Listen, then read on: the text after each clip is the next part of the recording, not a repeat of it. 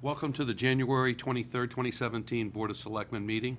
We have a lot of business tonight, so we'll start with the signing of the warrant, I'll move. Seconded? and then we have the approval of the minutes. Motion. Seconded. All right, and I'd just like to hold out, Rick, the executive session minutes for purposes of discussion in executive session, Okay. which we do have this evening. So those are all unanimous. Next, we have invitation to speak. We have a lot of people here. Is there anyone here who's not here as part of an agenda item? It's not scheduled. If you're scheduled already, then we'll get to you in a minute. But if you're not scheduled? No, I'm not speaking. Okay, all right. Okay, that's what I thought, but, yeah. So we have public hearings and scheduled appointments. I think I may go over that. Rick, the old business, the Carolina's Latin Restaurant, name change. Yes. I'm guessing we don't have the people here, which is good, because we don't need to You do for not purposes need of them. name Remember, change. they were here last meeting. Yes. but, This is the name they. They've ultimately chose? Okay. Yes, that's all. But they're All right. not here tonight. We told them they could stay home. Have the members of the board had an opportunity to look at that? I'm going to assume it's a formality, but I'll let the members weigh in. I have, Mr. Chairman, I'll be pleased to make a motion to approve the name change. Okay. Seconded that? I'll also vote in favor. That's unanimous. I apologize for bouncing around. We're trying to accommodate the citations this evening. Is anyone here from Showcase Auto? Okay. Why don't you go ahead and step up? If you just make room to those two seats, we'll be good. We'll address the Showcase Auto.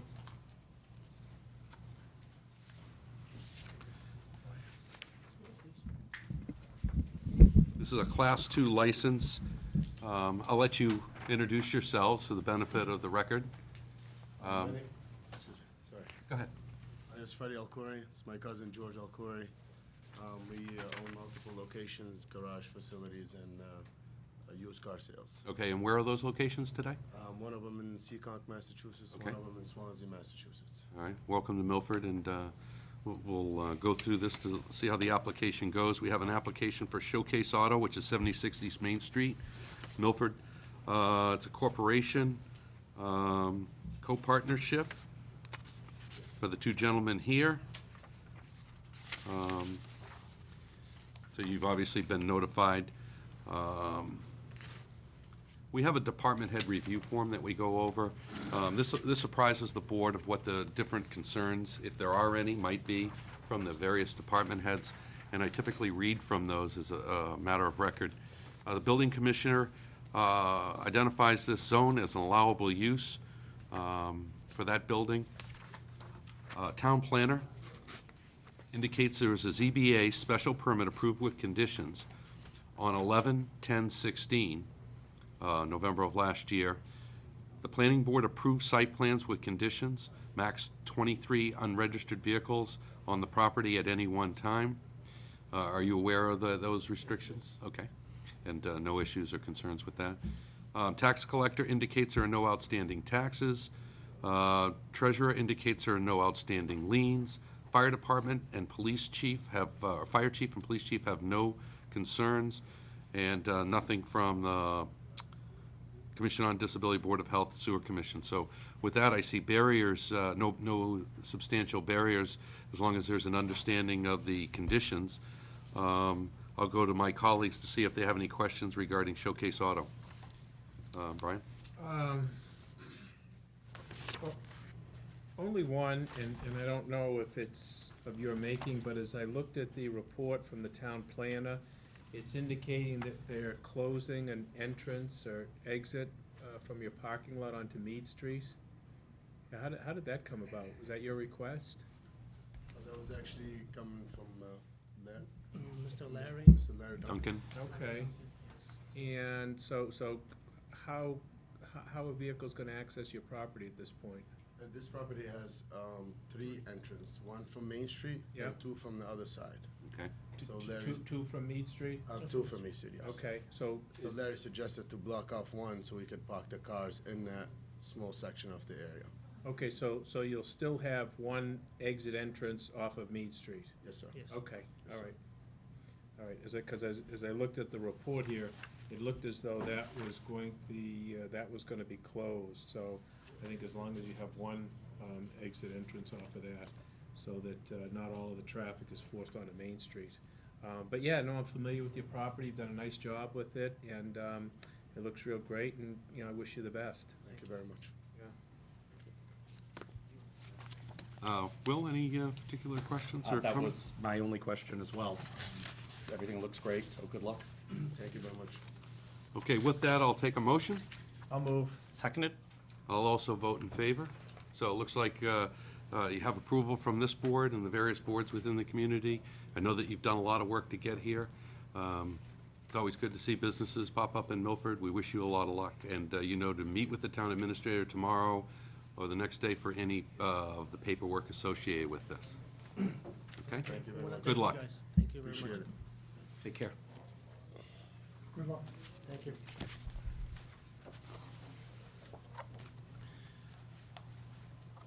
So I'm not sure we're gonna have Ms. Reagan, so we'll go to the citation. We can hold this off until the next meeting. I'd like to have her here, if that's possible. It's always good to give it in person rather than just hand it to them on off hours. But this evening, we have citations, and the citations specifically are a result of the essays sponsored by the VFW. And tonight we have Natalie DeCunha from sixth grade middle school, who's the winner of the Patriots Pen Award for her essay, I Believe, or The America I Believe In. We also have a citation for Reagan McGrath from grade 10, but she's not here tonight. And we also have Commander who will present and open up the discussion. Commander Pitak? Thank you, Mr. Chairman. First of all, I'd like to thank the Milford Board of Selectmen for backing up all of the programs of the Milford VFW over the years. Without you guys giving us the permits and everything else that we need to continue our work, we wouldn't have any. Next, I want to thank the Milford School Committee, from the superintendent, the principals of both the high school and the middle school, and the teachers who gave up time to coordinate the program from the VFW with the students in their classes. And as you can see, it worked out very well. Thirdly, I would like to thank all the people in Milford and the surrounding area for their support on our Buddy Poppy Drive, which is our only way of making money to carry on these programs. This year's program was very successful, and it was done in the memory of past Commander Larry Hughes, who died last year. Now, without further ado, after all that's over, I would like to introduce Natalie DeCunha, who was our Patriots Pen winner. And she also won District 8. And last night at the Doubletree, she was honored by being judged at the state level. She didn't win, but I'll tell you something. With the hundreds and hundreds of entries that came in from the schools around the state, there were only 10 up there, and she was one of them. That's quite an accomplishment. It is quite Natalie? an accomplishment. And before we get to Natalie, I just want to say I appreciate your thanks. And I know I can speak for this board that it's with great honor that we support your programs. If not for what the veterans have done for this country, we wouldn't be sitting here, and it may be an entirely different scenario over the years. So we appreciate the defense of this country and the things that veterans have forfeited over the years from their lives to make sure that our country remains free and safe. I'm humbled by that, because Thank I'm you. only one, and I don't want to take the... You're the representative.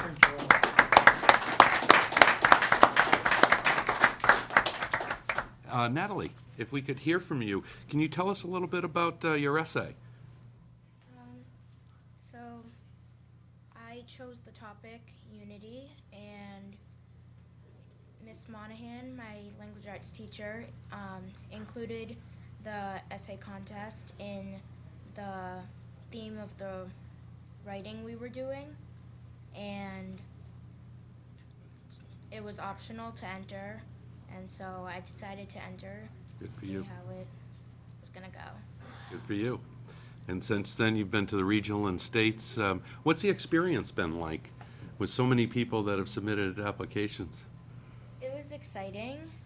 I didn't know how far I was gonna make it, Right? and I was surprised that I made it all the way to states.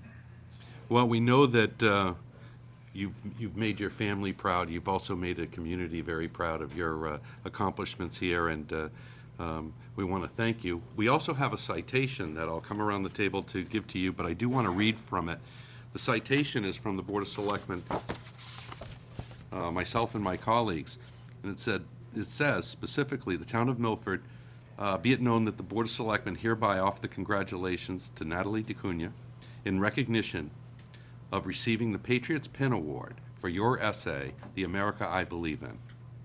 On behalf of the people of Milford, the Selectmen extend their very best wishes and express the hope for good fortune and continued success in all endeavors. And we know you'll continue to make this community proud. And this is from myself, Brian Murray, and William Kincaid, my colleagues. And we want to say thank you and congratulations. So.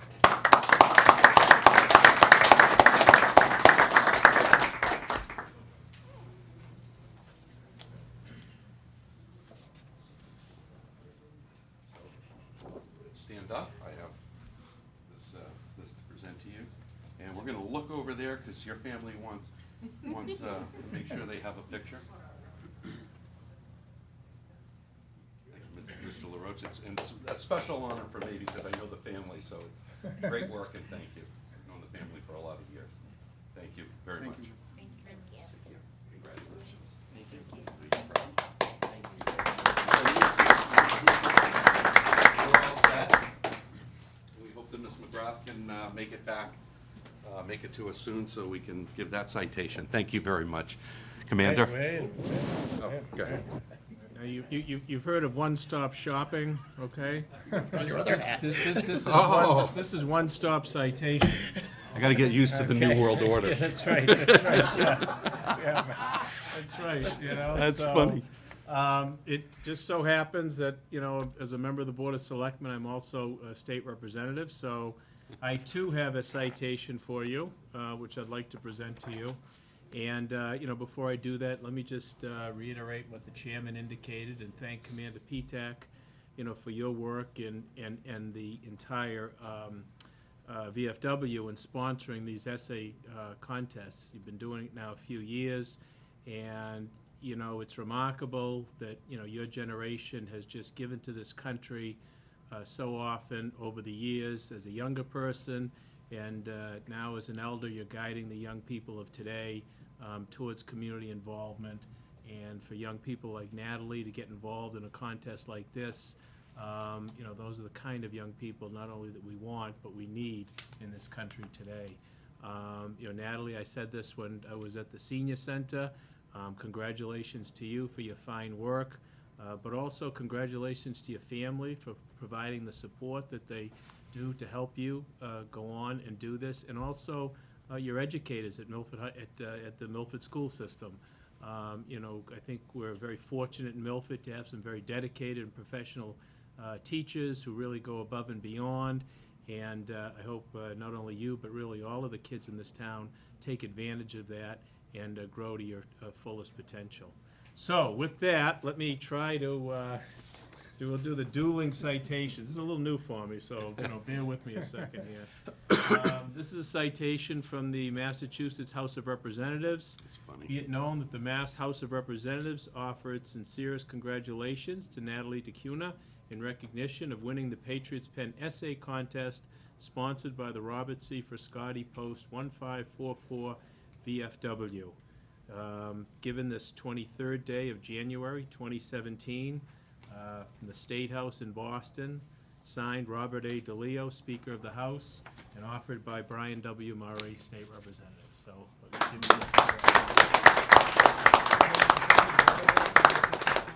Sure. You get to hold up two citations. I know you'd be bringing home all this bling, huh? Why don't you come on over here? Yeah, come on over here. There you go, now you got it. Oh, sure. Hey, should we get the commander in this as well? We should. I think we should get the commander in this. That's you. Oh, Yeah.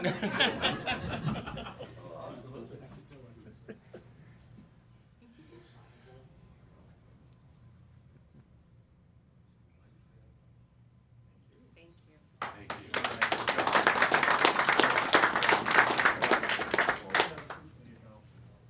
keep up the good work. Great job. You're all set. Congratulations. Thank you.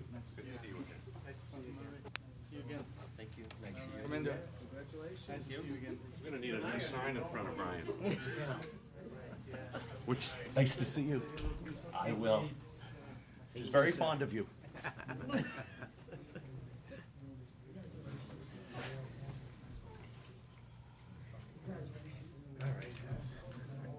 okay. I think we're ready to begin. Next, order of business. Rick, I'll let you, I know you've talked to the various parties. I want to just introduce it for the sake of discussion so that people understand the greater context. There has been for a number of years some concerns and some issues related to quality of life relative to noise as it relates to a bakery, Antonio's Bakery, and Argar Group bottling plant. And this has specifically come forward from the neighbors. Through the course of what I would say is the last 7 years, we've received various communications from neighbors within that area as it relates to noise, specifically noise, coming from that area, that are impacting the quality of life, the ability of those individuals, those families to sleep at night comfortably and to live their life in the summertime outside of their home, in their pool areas or recreation areas, and do so without concern of noise. So this has been ongoing, as I said, for 7 years. The neighbors have been incredibly patient. I want to say that the bottling plant has also worked with us. But I think it was time, with various members of the board and town government being involved, it was time for all of that to come together so that we could kind of air it out, see where the different businesses are in their efforts to reduce or improve reduce the noise and improve the quality of life in that area. And it's also time, I think, to hear from the neighbors as well. With that, I'll turn it over to Town Administrator, who has been a point person for this for a very long time, and I appreciate your involvement, Rick. I know that you've been working with both the businesses and the neighbors, so I'll turn it over to you. Yeah, maybe if we could have Mr. McIntosh and Ross and Nicole. These are the two of the neighbors. I know there are others, but they've been spokesperson. These are the two individuals I've been dealing with. And then perhaps we have representatives from Ardar, which is the bottling plant. I know Stacy is here, and I'm not sure who the other gentleman is. I know they told me. Maybe you could come up in the second row there. No, this is good. This is good. And we will, I promise, from both the bakery and the bottling facility, we'll also hear from you as well, so you'll have the opportunity. We do have representatives, there are three representatives to my left here. Phil Olorano is the one I've been dealing with from the bakery. Which one is Phil? Phil is to your first right there. All right. I do just want to say that this has been ongoing. The police chief, the building commissioner, and myself have met with Mr. McIntosh before. I've not met Mr. Nicole, this is the first time tonight. We have been to the area a number of times. I know John and I have. I do want to reiterate that the neighbors, they both have been gentlemen throughout this. So I think they know we're trying to assist them. I just want to also reiterate that the bakery and their representatives have made some changes that hopefully are improving the situation, as has the bottling plant. With that, rather than me speak further, perhaps we could start with whichever one of these gentlemen would like I'll to go go ahead and go first. first, if you don't I know mind. John's Yeah. the one I've dealt with the most. Yeah, and we've met on a few occasions. Good to Yes. see you again. Yes, nice to see you as well. So my name's John McIntosh. I've lived here for 18 years now. I just really want to thank you, Mr. Buckley, as well as Mr. Villani and Mr. Erickson for all the work you've done. I really, really appreciate it. It has been ongoing for quite a while, this noise issue. But I do appreciate your efforts up to this point. Now, I'd like to say that even though it is a noise issue, as you said, it's really a quality of life issue, because it truly impacts our daily lives. It's about having the freedom to live, your life in peace and quiet, about respect for one another, and to treat others the way you'd like to be treated. This applies to both residential neighbors, in my view, as well as industrial neighbors. So it's one issue, excessive noise, coming from two locations, as you previously mentioned, Zen Bakery. It's actually, I thought it was called Zen Bakery, at least I think you mentioned another name, but, and the bottling plant as well, previously owned by Saint Gobain. I'm not sure what the name is now, Ardag, I think? It's our dog. Okay. Regarding the Zen Bakery, so they use the refrigeration trailers, and the information's in the letter that I gave you, to store their product, at least they had in the past. And the units have been running all night. They literally run loud. These are refrigeration trailers. And my property is adjacent to the parking lot. And they run these trailers, or they had been running these trailers, as I said, all night. They're so loud that they literally, paintings will vibrate inside my house, pictures on the wall. We can hear it clearly with the doors closed and the windows closed. So it's extremely intrusive, and it's not very good, of course. I reached out, this is back in 2010, I reached out to Mr. DeLuca, Anthony DeLuca, who was the building inspector at that time. He came to my property, heard the noise himself, and then measured from my property to the Zen Bakery parking lot. He then sent a letter, followed up and sent a letter to Zen Bakery, and that's the copy of the letter that you have right there. And I just want to point, I'm not going to read the letter. please. I'll just, a couple of excerpts if you don't mind. So this is, here's the thing. It says Town of Milford, Department of Inspection, so it's an official document, in Yes. my view. Yeah. Your use of a refrigeration trailer is a violation of Milford zoning bylaws 325, and then he outlines what that is. He also says, additionally, you are in violation of Milford zoning bylaws 362, and he outlines it. He goes on to say, my investigation has revealed that you are using the refrigeration trailer as an expansion of your business because the inside refrigeration is not of adequate size to take care of the volume. This practice surely is not allowed and in bold letters must cease immediately. I myself, meaning Mr. DeLuca, have heard the noise emanating from the trailer when more than 400 feet away. My solution is to reorganize and/or increase the area of refrigeration inside the building, therefore eliminating the noise from the outside refrigeration unit. Signed, Anthony DeLuca, Building Commissioner / Zoning Officer. And then he CC'd Town Administrator, at that time Louis Salusi, and Town Council Jerry Moody. So my question, after reading that, is I don't understand how can a company or a business operate with impunity when obviously they're according to that document I just read, they're in violation of two town bylaws as described by the current the zoning officer at that time. There were no penalties assessed or nothing that I'm aware of because the behavior wasn't changed. So in other words, the noise still continued. I don't understand that. So it was almost as if the letter went and then it was completely ignored. No follow-up, no rectification of the problem. And so that is just very confusing to me because this is an official document, at least in my estimation. Last year I reached out to Mr. Buckley, and he met me at Dunkin' Donuts, I think it was, and we had a discussion. And he followed up quickly with Mr. Villani and Mr. Erickson, and I must say, I really appreciate your efforts. They came out, they listened to me, and they tried to work something out, and have been trying to work something out with the bottling company and Zen Bakery as well. I will say that it does seem recently, I didn't want to, not follow this up, but it does seem recently that the bakery has made some changes which have improved. But I don't want to let that drop, because if it does go back again, how do I get recourse? I don't want to have to go through this whole process again, unless that's something that we have to do, I don't know. But they have improved, and I have noticed that. With improvement, Well, I guess it could be this. With improvement, I mean less noise volume. However, unfortunately, the bottling plant has ramped it up.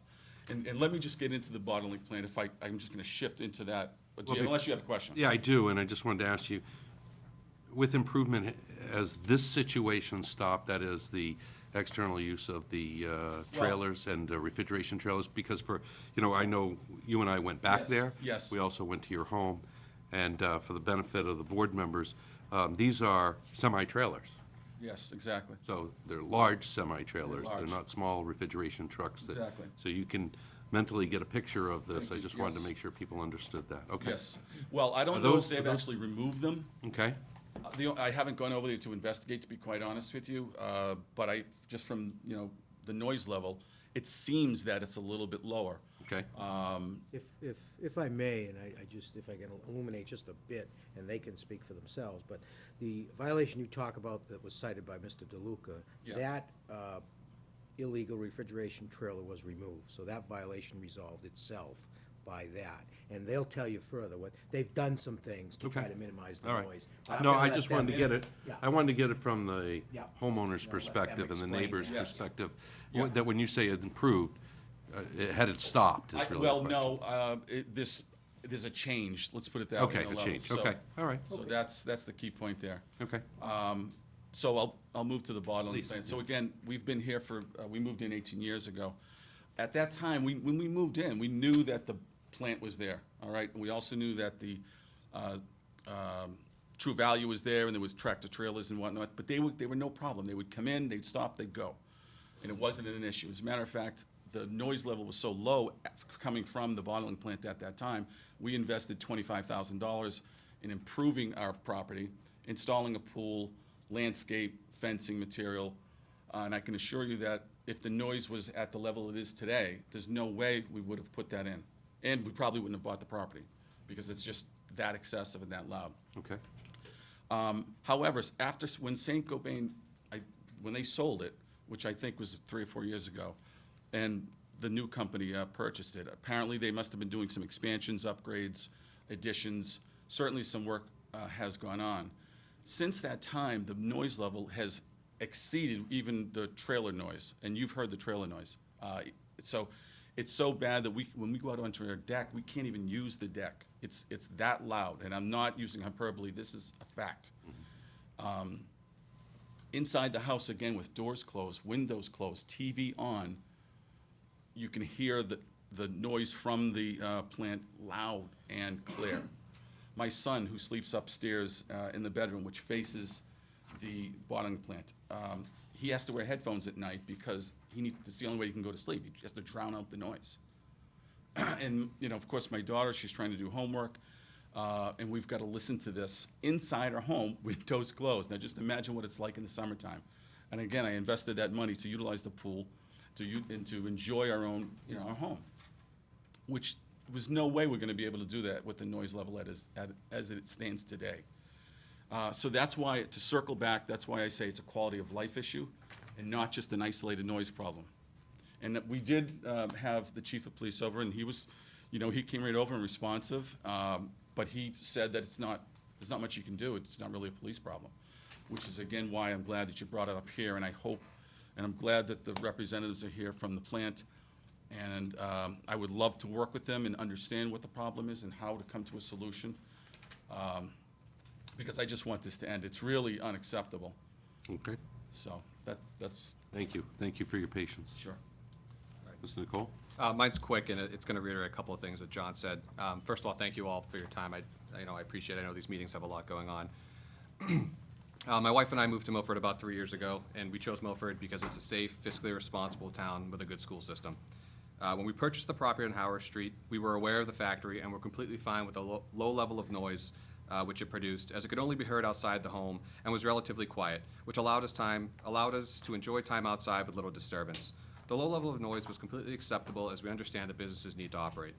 At this time, the factory, I believe, was owned by Valeria North America, and for a year or two after, there was no issues or increase in sound.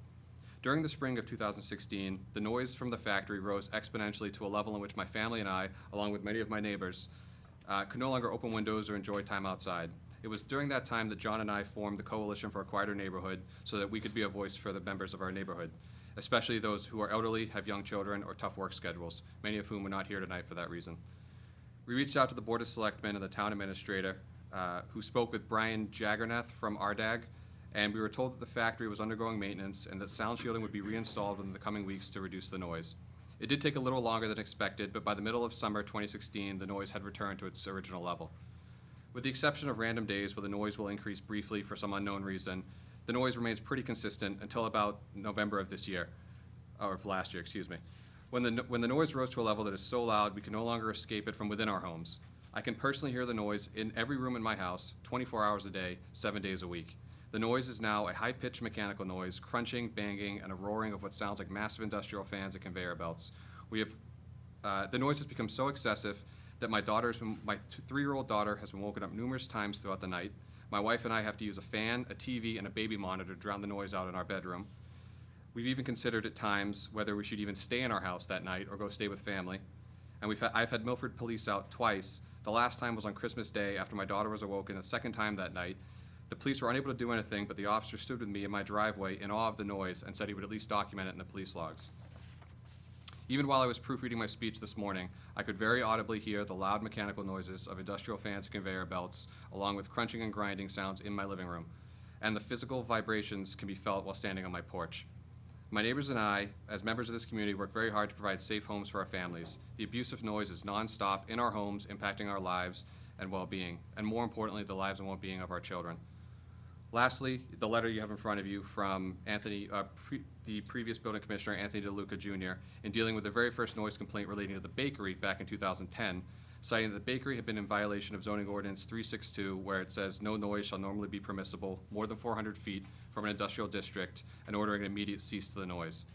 The bakery, which is closer to our property and produces less noise than the factory, was found in violation of this ordinance. Therefore, to me, it should be clear that the factory, which is a greater distance from our property and produces far more noise than the bakery, is also in violation of the zoning ordinance, and that action needs to be taken immediately to rectify the excessive noise pollution, which is negatively impacting our quality of life of Milford.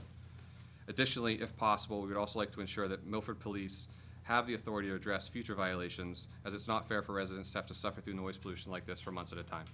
And thank you for your time. No, you're welcome, and, I just want to add some context, too. There may be those that are at home that think that, hey, if you move to an area where there's an industrial space, that this kind of goes part and parcel with it. It's very easy to buy property and to expand that property, improve that property, live in that property, and have those properties that are adjacent to them go through changes. It's not a constant in business. There have been upgrades to that facility. There have been changes to the facility in the time that we're talking about. To some extent, taxpayers have helped fund that from a TIF standpoint and other agreements that have been made with the town. In addition, there may be just ongoing operations or wear and tear that may make something more noisy. So I don't want anybody at home to think that, they knew it was there. Those things can change, and they can change radically, and they can change quickly. And I know that folks from the bottling company understand that. Folks from the bakery will tell you it's not the same operation on a Tuesday that it might be on a Thursday. And there may lie some of the concerns as businesses cycle and go through ramps and have different shifts and day patterns. So it's not a constant, and it's not always high, and it's not always low, but there have been some changes. And, I just want to say in my dealings with the neighbors, I want to say it for the benefit of the public, I find them to be, yourselves and others included, very patient through this process. There's some questions I have, but I want to let the folks that have responded from the town respond to this, and then I'm going to hear from the two businesses as well.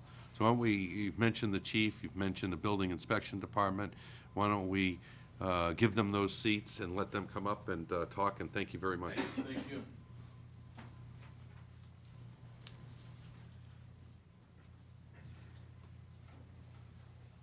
So these are the board's eyes and ears and the community's eyes and ears in response to various things that have popped up there. I don't know which of you want to speak first, or from, I guess there's going to be the elephant in the room where the Tony DeLuca's memo sits there, talks about at least one of the businesses in violation. Yeah, I'll go first, I guess, Yeah. because my department has a, excuse me, a longer history with the Sure. matter. As indicated, Tony DeLuca cited the bakery back in 2010 for using a trailer to extend a business and for excessive noise. Those were both violations, and that was resolved by removing the trailer at the time. Do you know when that was removed? I don't. Okay. We don't have records of that. But going back, and this is all memorialized in some of the memos that I've submitted, there was a similar violation around 2012 or 13, where instead of using a trailer to extend the business, they had put a portable outdoor refrigeration unit, one that would come in, on a fork truck, be placed, be permanently wired, connected to the building. I discovered that violation during inspections of the construction of an indoor refrigeration unit. And the purpose of that indoor refrigeration unit that they were constructing was to eliminate the outdoor one. Nobody knew it was there until I told them it was a violation, and they said, well, violation or not, we're getting rid of it because we're putting in additional indoor refrigeration. Fast forward, so that violation was, again, a violation. The trailer or container was used to extend the business, not even looking at the noise aspect because, it again went away. Going forward to the last year or year and a half, however long we've been documenting this, they now have active transportation trailers that they use to take product into and out of the bakery on a daily basis. Multiple trailers come in per day, and I'm sure the bakery can elaborate on their operations. Those trailers are the ones that have been the subject of the most recent complaint from Mr. McIntosh. Myself, police chief, town administrator, have been to Mr. McIntosh's property numerous times, 5 to 10, I would guess, either on our own or as a group. And each time there, meeting with Mr. McIntosh on the back deck, we could not hear the trailers. What we could hear was loud noise emanating from the bottling plant. So I guess in some sort of abstract, even if the trailers were making noise that would have been heard otherwise, it was far overshadowed by the noise coming from the bottling plant. With that said, we went over to the bakery to observe and listen. And one key point I want to differentiate is that the bakery is in the commercial zoning district. Mm-hmm.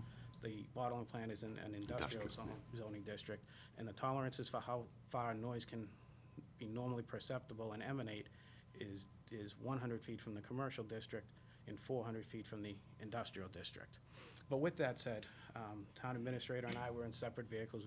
We didn't even know each other was going. We went over there, and at in one location in the parking lot in front of the trailers, you can clearly hear the refrigeration noise. If you went back to the other side of the trailer, closer to the property, whether you're standing behind the trailer or in between two trailers, because there's several lined up, we could have a conversation of this level and hear each other fine. So it didn't seem, and noise can be funny, and the pattern may be different over at the house than it is right there in the parking lot. But again, throughout this course, it's far outweighed by the sound coming from the bottling plant. And Mr. McIntosh recognized that it was coming from the bottling plant, the noise that we were hearing on those days, and it was multiple occasions.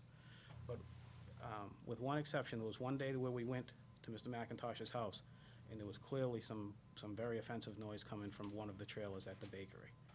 At that point, I went over, I talked to Philip from the bakery, and he understood that it was a problem. I don't know what, it was a mechanical problem with the refrigeration, and they removed that trailer that night. So at this point, as we sit here, that there's only been one time that I can say with 8 to 12 inspections that the bakery was in violation based on the current trailers that are in place. John, would you, I just weigh in on something else, noise aside,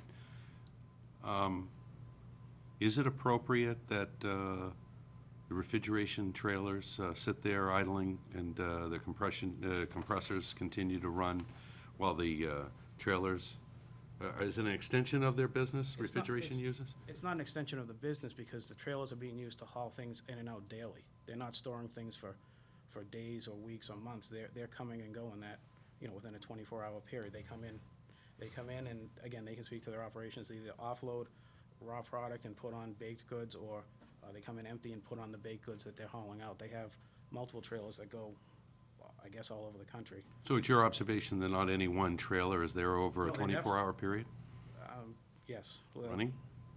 The refrigeration unit is running, yes.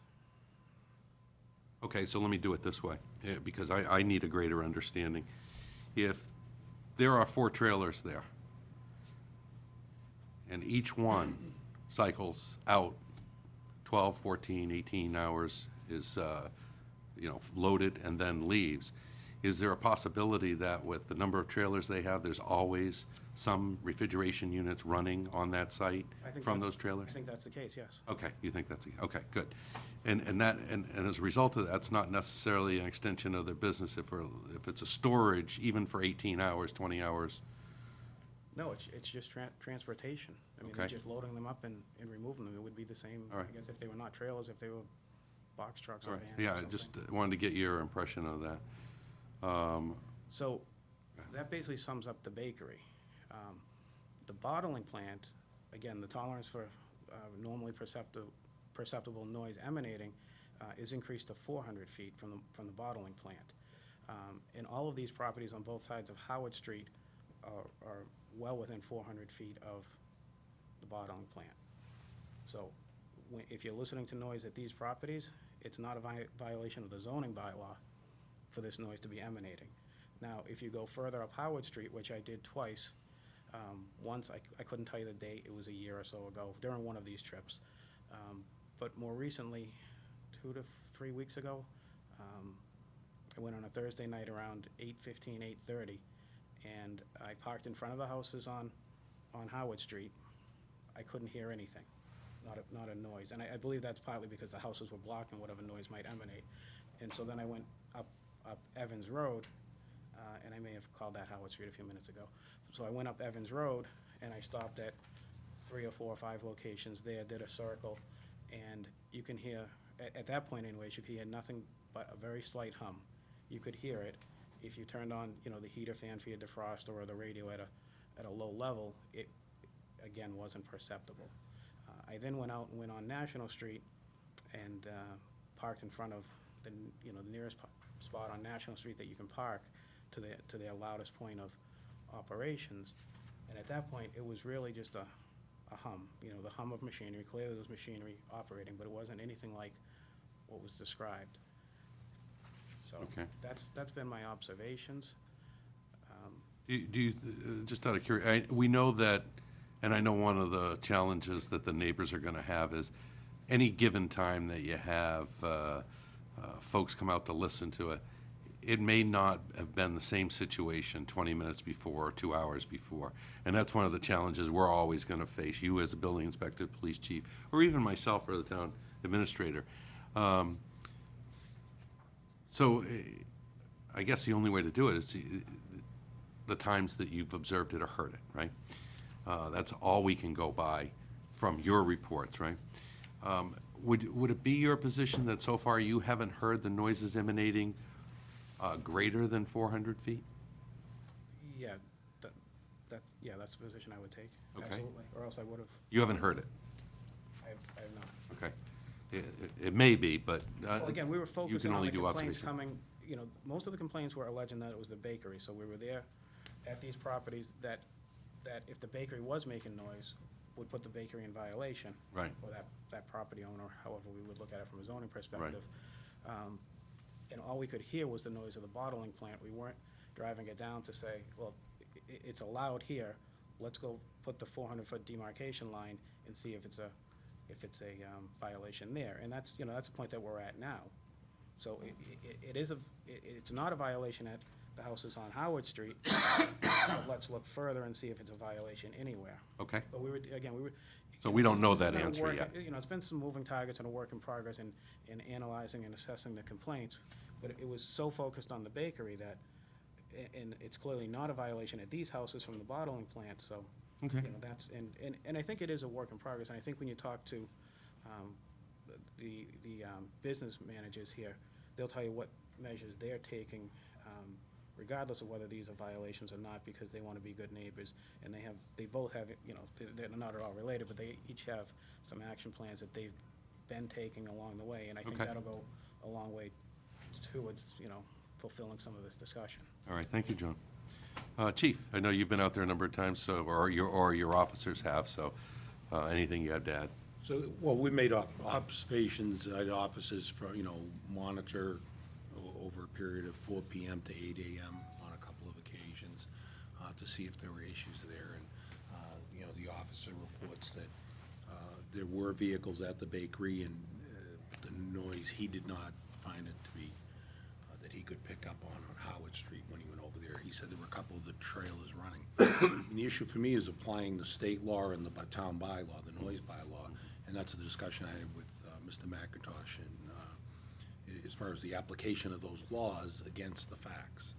So you go over behind the bakery, and yes, there are trailers that have refrigeration that's running. So it doesn't fall under the idling statute for vehicles. And even if it did, it's exempt under that very statute, because you would need the engine to run, and it's specifically talks about delivery or acceptance of goods, wares, or merchandise as an exception to that particular statute in Chapter 90. And looking at the noise bylaw, again, you're dealing with what is per se noise. It's idling of a diesel engine equipped vehicle. The refrigeration unit is not a diesel engine equipped vehicle. There's no tractor connected to it. So those circumstances don't fit under either the state law or the town bylaws as it relates to the police. We have responded, I pulled up the calls for service for both Howard Street as well as National Street for the period, 5-year period, 2011 to 16, and you have a total of 9 calls for service related to noise.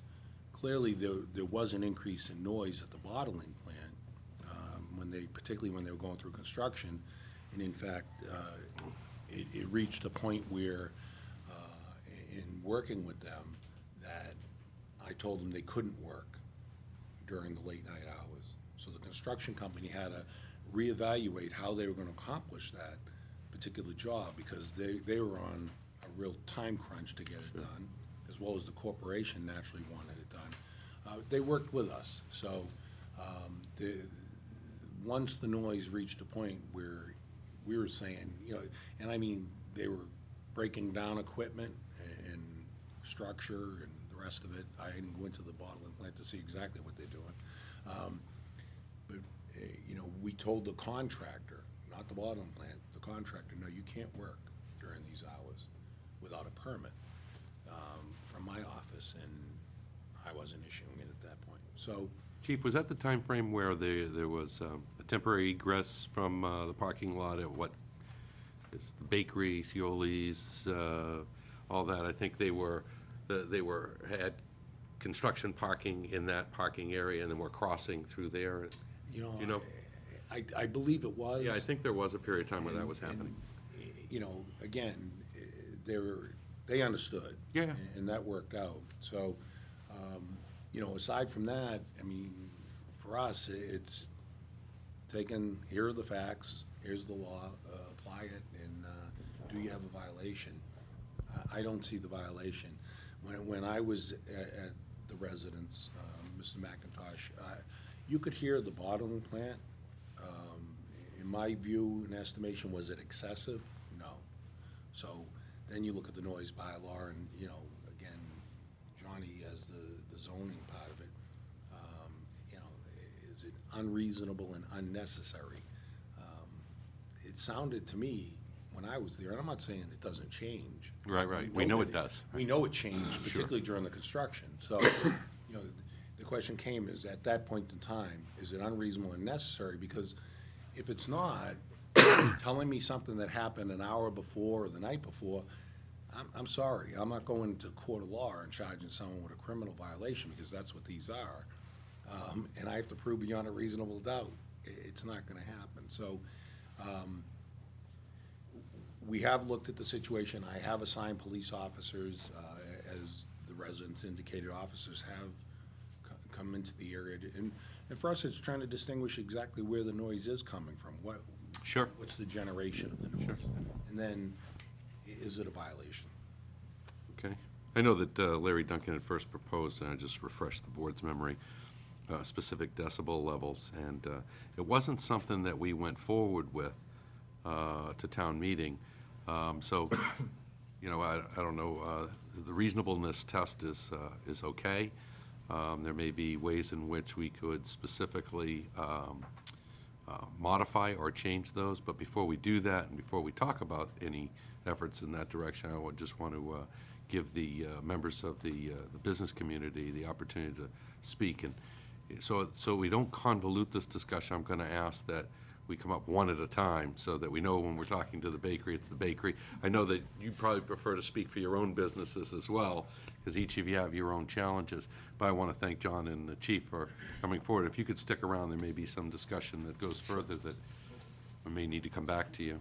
So why don't we hear from the bottling company first and their representatives?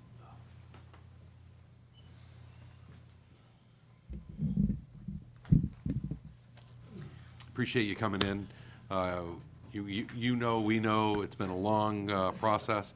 And, I think as it relates to your businesses as well, there are a lot of changes happening.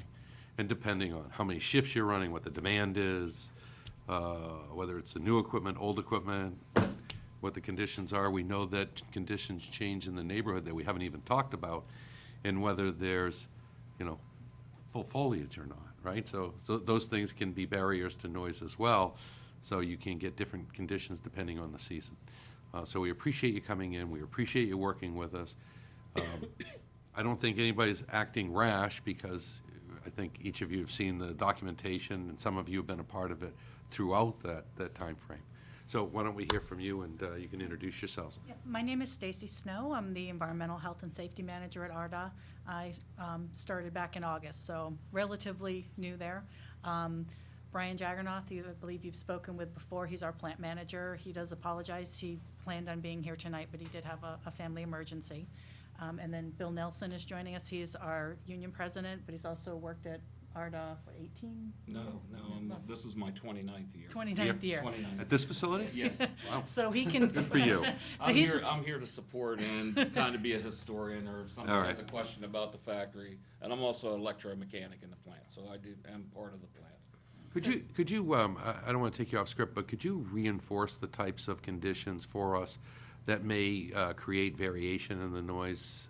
Because we're not intimate with your business Right, or and that's operation. one of the things we wanted to address, Okay. because we run, we have 2 glass furnaces that we run, and once we've got molten glass in the furnaces, we run all the time. So we have 4 shifts, we run 24/7, and we stagger those shifts so that we continually operate. And even when we do shut down, we're still melting glass, and we still have people at the plant that are just processing that glass, collecting it and recycling it and putting it back into the furnace. So we really don't ever shut down completely.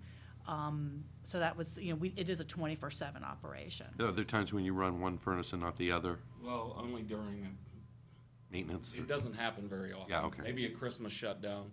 We normally run, like she said, 24/7, and we generally run 362 days a year. I mean, Christmas Eve, Christmas Day is about the only time that the plant isn't running. And then during that week of Christmas, they have to ask employees if they want to work or not, because it's all paid time off. And they generally get enough to at least run a furnace. But even while they're running that furnace, and each furnace has 2 lines on it, if they're running those 2 lines, the other furnace, you're still feeding in ingredients, raw materials, and you're draining that furnace. You have to have a continual flow through the furnace while they're doing it. So whether we're running or not, the furnace part of the plant never shuts down unless it's a rebuild. Okay. And how about additions, changes, modifications? Well, and that's one of the things that there were talk about the modifications we've made, and we did have some construction going on this year. Most of the changes that have occurred at the plant over the last 5 to 6 years have been related to upgrading our air pollution control systems. So we did add an oxygen plant, an oxygen generating plant. That is one of the methods we use to control emissions from one of our furnaces, is we use an oxygen atmosphere inside the furnace. The other furnace, we just went through a major upgrade Abatement program. yeah, we put in an abatement system where we added additional air pollution control technology to what we had. So we replaced the some of the equipment we had with a brand-new system that expanded our capabilities. So in terms of our production and what we make, and we're still 2 furnaces, 2 lines on each furnaces running, that's running 24/7. But the changes have been related to modifications to our air pollution control systems. Anything that you think would have varied or changed the output of the noise, any of the air pollution Well, abatement? Toward the end of the year, we had some issues with some compressors, and we may have had some rentals in to compensate for that. And the engineering department, they decided, before we used to run diesel engines for generating air. And now they've decided they're gonna go ahead and run electric motors. So the electric motors will be less noise if that happens again. Right now, all of our air compressors in the plant are running, to the best of my knowledge. But if we have a failure, instead of bringing in diesels, we'll go ahead and we'll start bringing in electric motors. So that's gonna help for that part of it. But that's been kind of the struggle for us, is that our plant does run 24/7. And if there is something unusual happening with our equipment, if there's an unusual noise or something like that, it usually is related to a mechanical problem that we need to address right away. Bearings on a because- motor or a fan? Yeah, we had over the Christmas holidays, we had a call from a neighbor indicating there was excessive noise, and one of our mechanics had also identified that, and we had to make some repairs to one of the vibrator chutes. So we do recognize that there are changes like that happen, but for us, it's critical that we address those immediately anyway, because we can't afford to have equipment go down. If we lose critical equipment, then our glass solidifies and we don't make glass anymore. So we try to stay right on top of that. For the example, with the rental compressors, our main air compressors went down back in, I think it was early spring, summer. Yes. We brought in rental compressors, and that they were stationed outside the building, and that did cause some noise issues. We did some sound surveys. We've shared the data that we've collected from that with the town. Yeah, we have that available as well. And we were able to put some noise mitigation measures in place to reduce the noise while we had the rental units. But at this point, our air abatement control system is installed, complete, up and running. We did recognize that we had some noise coming from the fans associated with that. We've enclosed those fans. We've addressed the issue with the vibratory equipment, the vibrators on the chutes. We're putting regulators on the air lines to that, to control the amount of air going to them. So we're hoping that will reduce some noise. In the future, if we do need to bring rental compressors in, again, we've already got procedures in place to make sure we address the noise in the future. So those are pretty much the changes that we've seen at the plant. There were some recommendations in the noise surveys that we did earlier in the year. We've made those corrections. And we have one more project that we are in the midst of, which is to install some silencers on some of our fans. And the silencers are on site. I walked by it yesterday. The location for the pad for them is marked on the ground. The pad will go in this week, and they should be installed sometime in the next few weeks. So those are basically the things we've self-identified through the staff we have on site, our corporate resources, and we've addressed what we felt we could. At this point, because we've had, the concerns of the neighbors they mentioned that the noise level seemed to have increased recently. We've had another noise survey done, which we've shared with the town. They did identify something called a pure tone condition, which is when you have a specific frequency that is a little bit higher than the frequencies around it. And based on that data, we had the firm come out again, the consultant come out again, and specifically target looking for that frequency. So it's allowing us to go in and, in a targeted way, identify the pieces of equipment that may be contributing to the noise. Because noise engineer, I'm a chemical engineer by trade. Noise engineering and acoustic engineering is a very specialized field. It is, yeah. Which is why we've at this point, we feel like we've exhausted our internal resources, and so we've hired a consultant to come in. Is the company still ISO 14001 certified? Yes, It is? yes, we are. Okay, so in each of these cases, that means that you have logs for registering the complaints, the Yes, we specific have an complaints? external communication log, yes. And as a result of that, you have mitigation plans and environmental plans to address those concerns? Because I was wondering, and one of the things that strikes me is as you go through these cycles and changes, is there part of that mitigation plan to contact neighbors when those changes are happening? That may influence Yeah, their like a quality of life? community outreach plan, Yes. no, we have not developed a community outreach plan. One of the things that strikes me quickly is that, you know, from that certification process and an action plan, I would ask the plant do that, because communication with the neighbors would be enormously helpful prior to changes being made that may impact noise. The other thing is, if there's a possibility for recording logs, metering equipment, or anything else to be cited in areas of the neighborhood so that you know what they're hearing versus the spot occasional surveys, because I worry that the surveys are similar to when our chief of police or our building inspector go out. It may not be everything that they're hearing, and, you know, some of the noises they're gonna hear, based on my understanding of plant operations, is it could be an every 4-hour event, or it could be once every 24-hour event. They're still impactful depending on the time of day or night. So I would ask that you consider in your environmental noise and complaint process to include the neighbors proactively, and also consider equipment where they reside so that you can hear what they're hearing.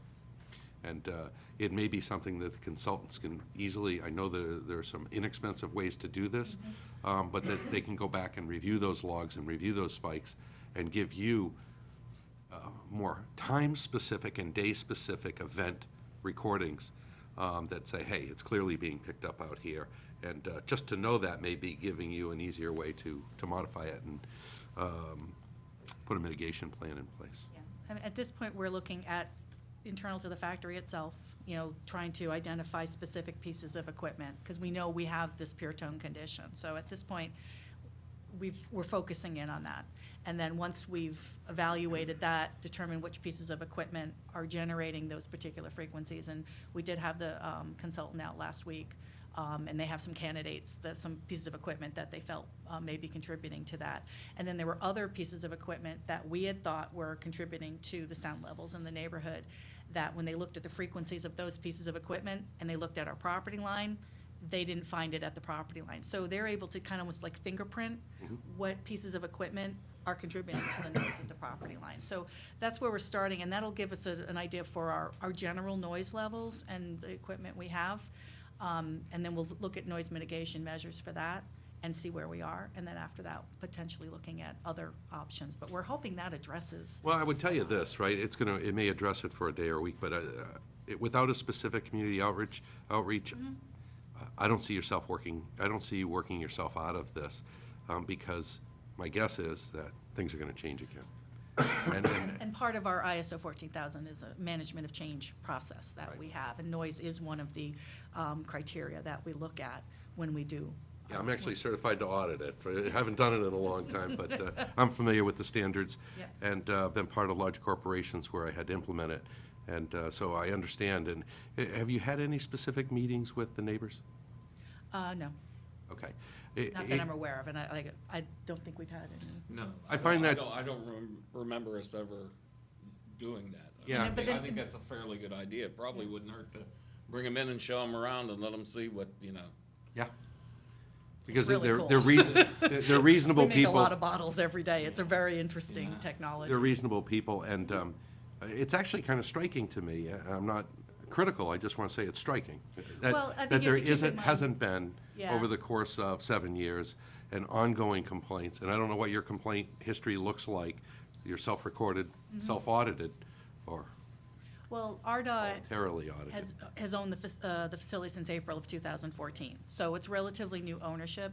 And the ISO 14000, I believe, is only within 3 years? Yeah, because we're coming up for our recertification for the first time in September. So we have not been ISO certified for very long. So it's still relatively new process for us. Okay, yeah, I'd So ask that you would, to, you know, so I can't speak to what was happening 7 years ago.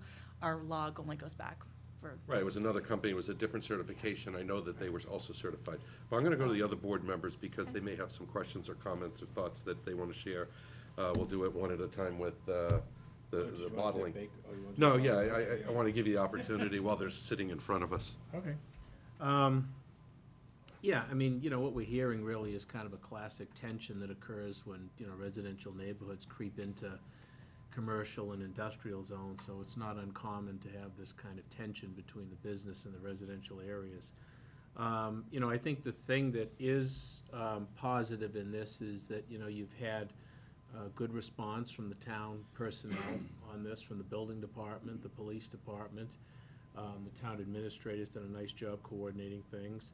And I think both sides seem very reasonable and willing to look at each other's situation and work to try to accommodate the concerns that each side has. So, I mean, you know, you've got a business here, you're trying to run a business, folks live right around the corner, they're trying to live there.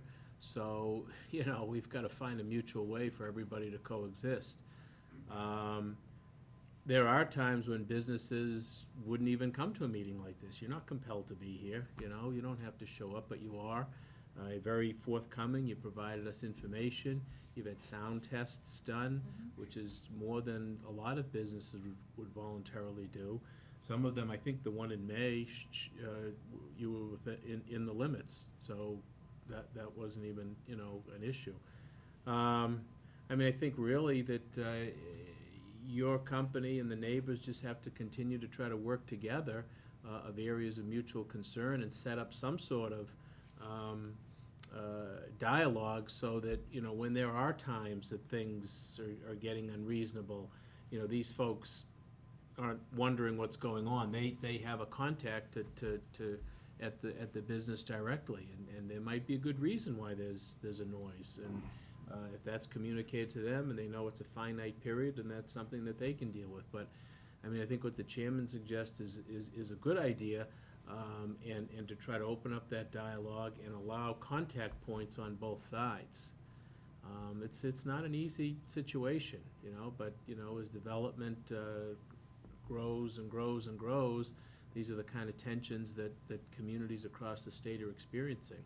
But I will say that I think all parties are very responsible, very conscientious, and very mature about handling this. So I thank you for your cooperation in this. You're welcome. Okay, thank you, Brian. Will? Yeah, thank you, Mr. Chairman. No, I appreciate everyone being here as well. I've spent some time down there. I was actually there tonight a little after 6, on Howard Street, on Evans Road, and then in the parking lot of both the bakery. And I noticed a number of trailers at the bakery. None of them were running. But I could hear what I ended up as I drove closer and then around National Street were the fans on the back of the building. Now, I'm sure a lot of that has to do with, it was very still tonight. I don't know if foliage, as someone said, or wind, or whatever brings that up. And I know we get to the point where, you know, if you're not in violation or there isn't a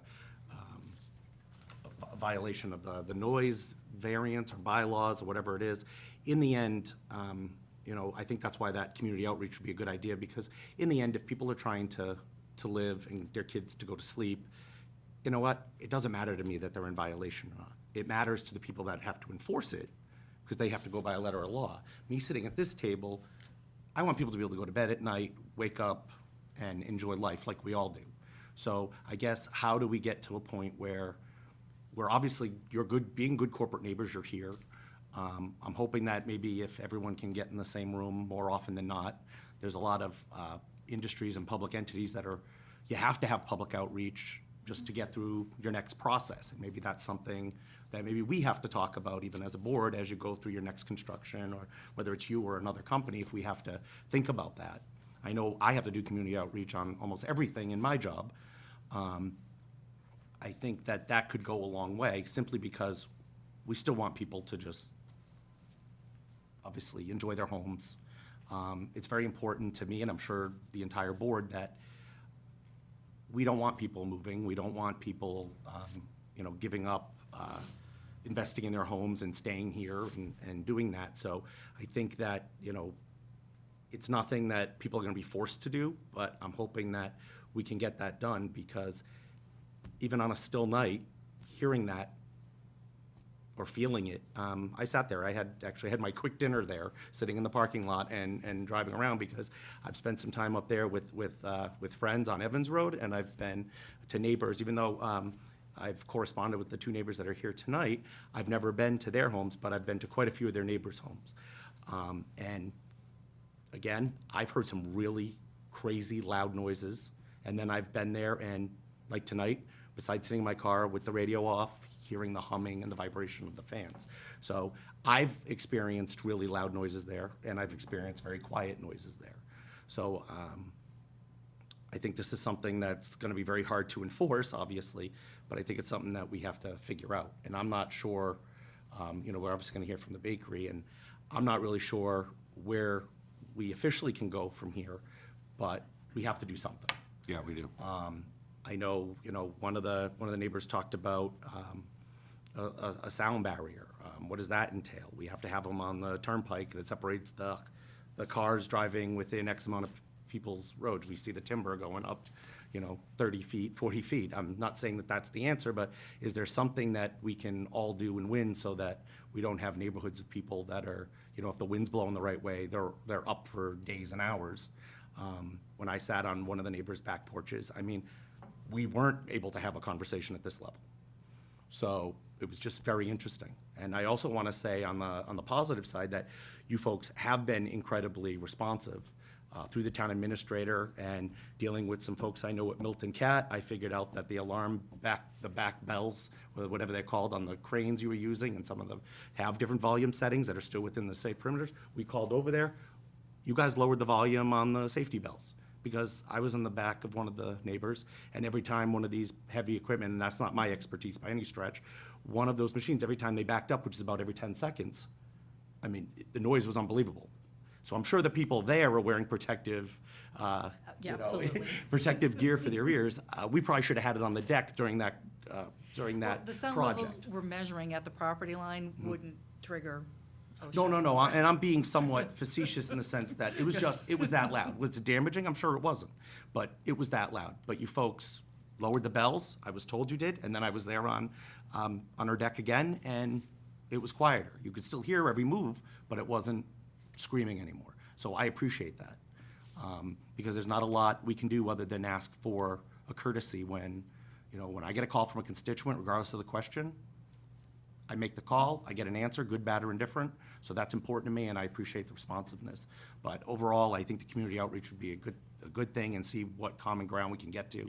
And hopefully you can pass that along to the general manager, or maybe we can meet with him at another time. I'd certainly be willing to. Yeah, and that shouldn't be an issue. I know neighborhood engagement and working with the community is one of our targeted objectives for the upcoming year, as, you know, part of our overall. Okay, yeah, culture and I'll take it upon myself on a personal level for following up as well. But no, I appreciate you folks being here. We need to do something for our neighbors. Yeah, and just to recap with you, what I hear is that you being willing to and work with the neighbors. What I hear is the potential for proactive notification as things are going to change that may impact sound levels. So if something's going to change and it's only from Tuesday to Wednesday, they know when the beginning of it might be, so that they're not flooding your office with calls, but know that between Tuesday and Wednesday, things are going to change, and that's temporary. That's helpful. But I would reach out and set up your own neighborhood coalition or whatever it is to work directly with those folks. And I'd like to be invited to one of the first meetings. It would help let the board know when that meeting is going to happen. I'm going to be a silent observer, but I just want to, I've dealt with these in the past from a corporate standpoint, issues like this, and so I can appreciate what you're going through, and I also appreciate what the neighbors are going through. You're trying to keep people employed, keep a plant competitive with other plants within the corporate umbrella. I get it, but folks need to be able to sleep, so I think you get it. We're working on it. And if you could kick off that other phase and let us know, communicate to the board when those are happening as well, that would be helpful. Thank you for coming in. Next, we'll hear from Tinius Bakery. Representatives from there. For the benefit of the other people in the audience, I just want to let you know from this board's perspective, we realize we're holding you up. We apologize for holding you up. I think you can appreciate why the board would want to spend some time with this. If you were the neighbors, I think you'd appreciate that. So thank you for your consideration and being there. Why don't you introduce yourselves? Yes, my name's Eddie Lindsay. I'm a vice president with Antonina's Bakery. It's also Zen Bakery. I'll tell you the story about that in a minute. This is our CEO, Jim Worcesterbarth, and Philip Orlando's the general manager. Been managing for 12 years here. Okay, thank you, Eddie, and you're gonna open up? I'll kick this off Okay. and everything. And nobody else has said it, so I'll just say it. Go Patriots. Yeah. We flew out last night because I wanted to watch a game from Seattle, so it was important for us to come here this evening and visit with the city, and you know, because we want to be good neighbors. Thank you. Yeah, you know, our company, we began here 12 years ago, and in that 12 years, we've expanded to 6 locations across the United States. So we're in Florida, Chicago, Dallas, California, and Washington. So we thank the city of Milford for the support over the years and just, you know, helping us get started. We started out here with 2 employees. Now we have, you know, between 70 and 100, depending on the seasonality of the year. With that, the growth and everything, we've expanded the bakery. I mean, there's been, as noted here by the city officials, there's been some violations over the last 7 years, and we've responded to those. You know, we just want to be good neighbors. You know, I sat here and heard Mr. McIntosh, you know, talk, and he's got a beautiful home over there. And, you know, we just, anything within reason, we're going to do what we can do. And I'll let Jim talk to what we've done from a financial perspective and initiatives that we've taken to reduce the noise and adjust our business. So, yeah, thank you very much for letting us come here. You know, I want to talk a little bit about our company and what we're doing, and just to give you a better idea of why we have tractors and trailers. Out of this location here, we send 4 trucks from here to Florida every week. So we have 4 trucks going at all times down to Florida. We also have one that goes directly to Pennsylvania, and we have one that goes to Chicago, Dallas. So they're constantly rotating, and you know, our product is all natural product, and one of the things that's very important for us is shelf life. Because it's all natural product, your shelf life is very short. So in order to do that, you know, we have to have them in refrigerated trailers when they go out the door, you know, on the road to the other locations. What we've done here over this last year is we heard exactly what, you know, the residents and, you know, the city has said about the noise level. And one of the things that we've done is we just finished constructing a new freezer in our current location. So now we have 2 freezers in there. We spent about $250,000. It took a little bit longer than we thought.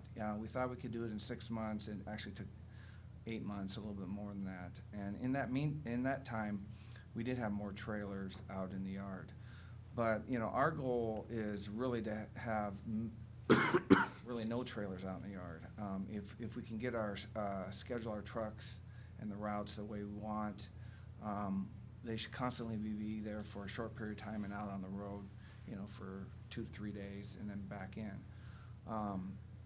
The other thing that we did was, you know, when we heard the noise level and some of the trailers, we decided, okay, enough's enough. Let's go back to the trailer company where we leased it. We broke our lease, paid a hefty fee for that, and we have now purchased new trailers, okay? And the trailers are designed, it's called a stealth noise reduction package, and we put that on all our trailers, and we just started getting our first trailers in this last week to come in here. And the thing behind the stealth noise reduction package, it reduces the noise 10 times from the previous trailers that we had in there. And that cost us about $175,000 to do it. So, you know, I'm giving you guys a picture of what we're doing. You know, my goal as the CEO is, you know, our growth has been tremendous over the last 5 years.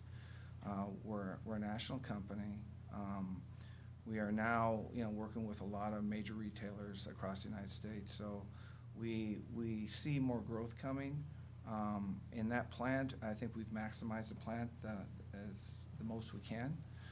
So if we continue to grow, we're gonna probably have to move out of that location. But as far as the trailers, my goal is to have the trailers constantly moving and have minimal trailers back there. And if they're back there, we hope the trailers are empty and that we load it, you know, right before the trucks are ready to leave. And so, you know, we've been working with our own, you know, we have our own logistics company, you know, we're a bakery and we're also a fulfillment company. So we're all three. So, you know, we have the control to get our trucks moving when we want and the loading part. So I've been working with Philip and the logistics manager to say, what can we do differently to help eliminate the noise? And so now we're pulling them into the bay and we're trying to load it, you know, right before the truck's gonna leave or within an hour when the truck's gonna leave. And we're trying to, you know, with the new trailers, hopefully eliminate any noise whatsoever. And that's really what our goal is. Because I totally understand, you know, the residents, and, you know, we want to do what's best for the community.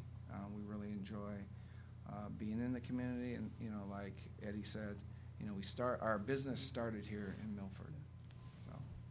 Yeah, and the one thing, just to add to that, they call this Wizard Edition technology.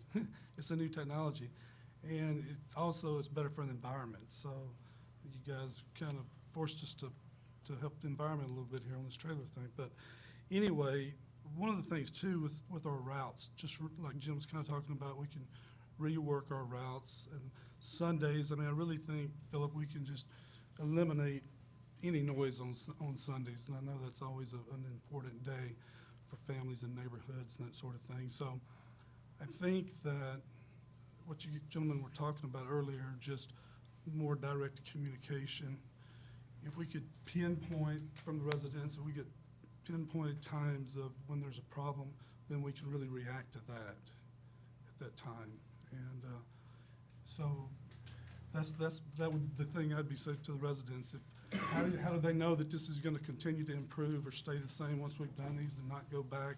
Just we need feedback. We've proven that we're going to react, and we'll continue to do that.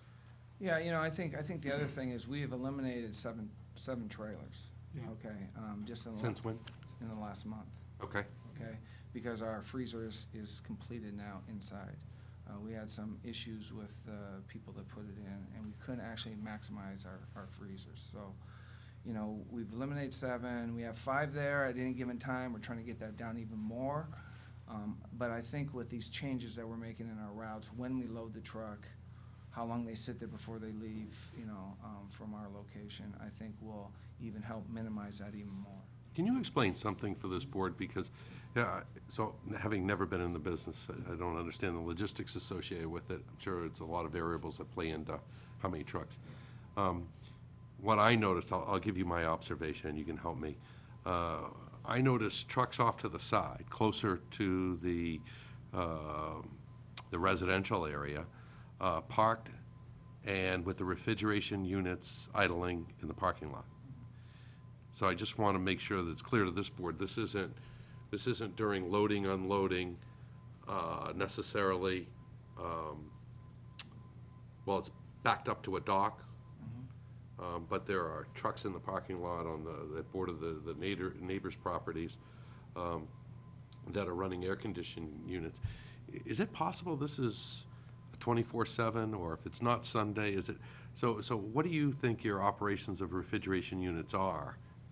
Well, you know, there's 2 things that we're doing there in that plant. We have third-party companies that we take their baked goods on our trucks down to Florida, to Chicago, and to Dallas, and that needs to be refrigerated as well. So we're trying to fix that timing, and some of it, we even go pick it up at their location versus them bringing it and putting it in our trailers, and it sits there waiting for the truck to come and hook up and take off.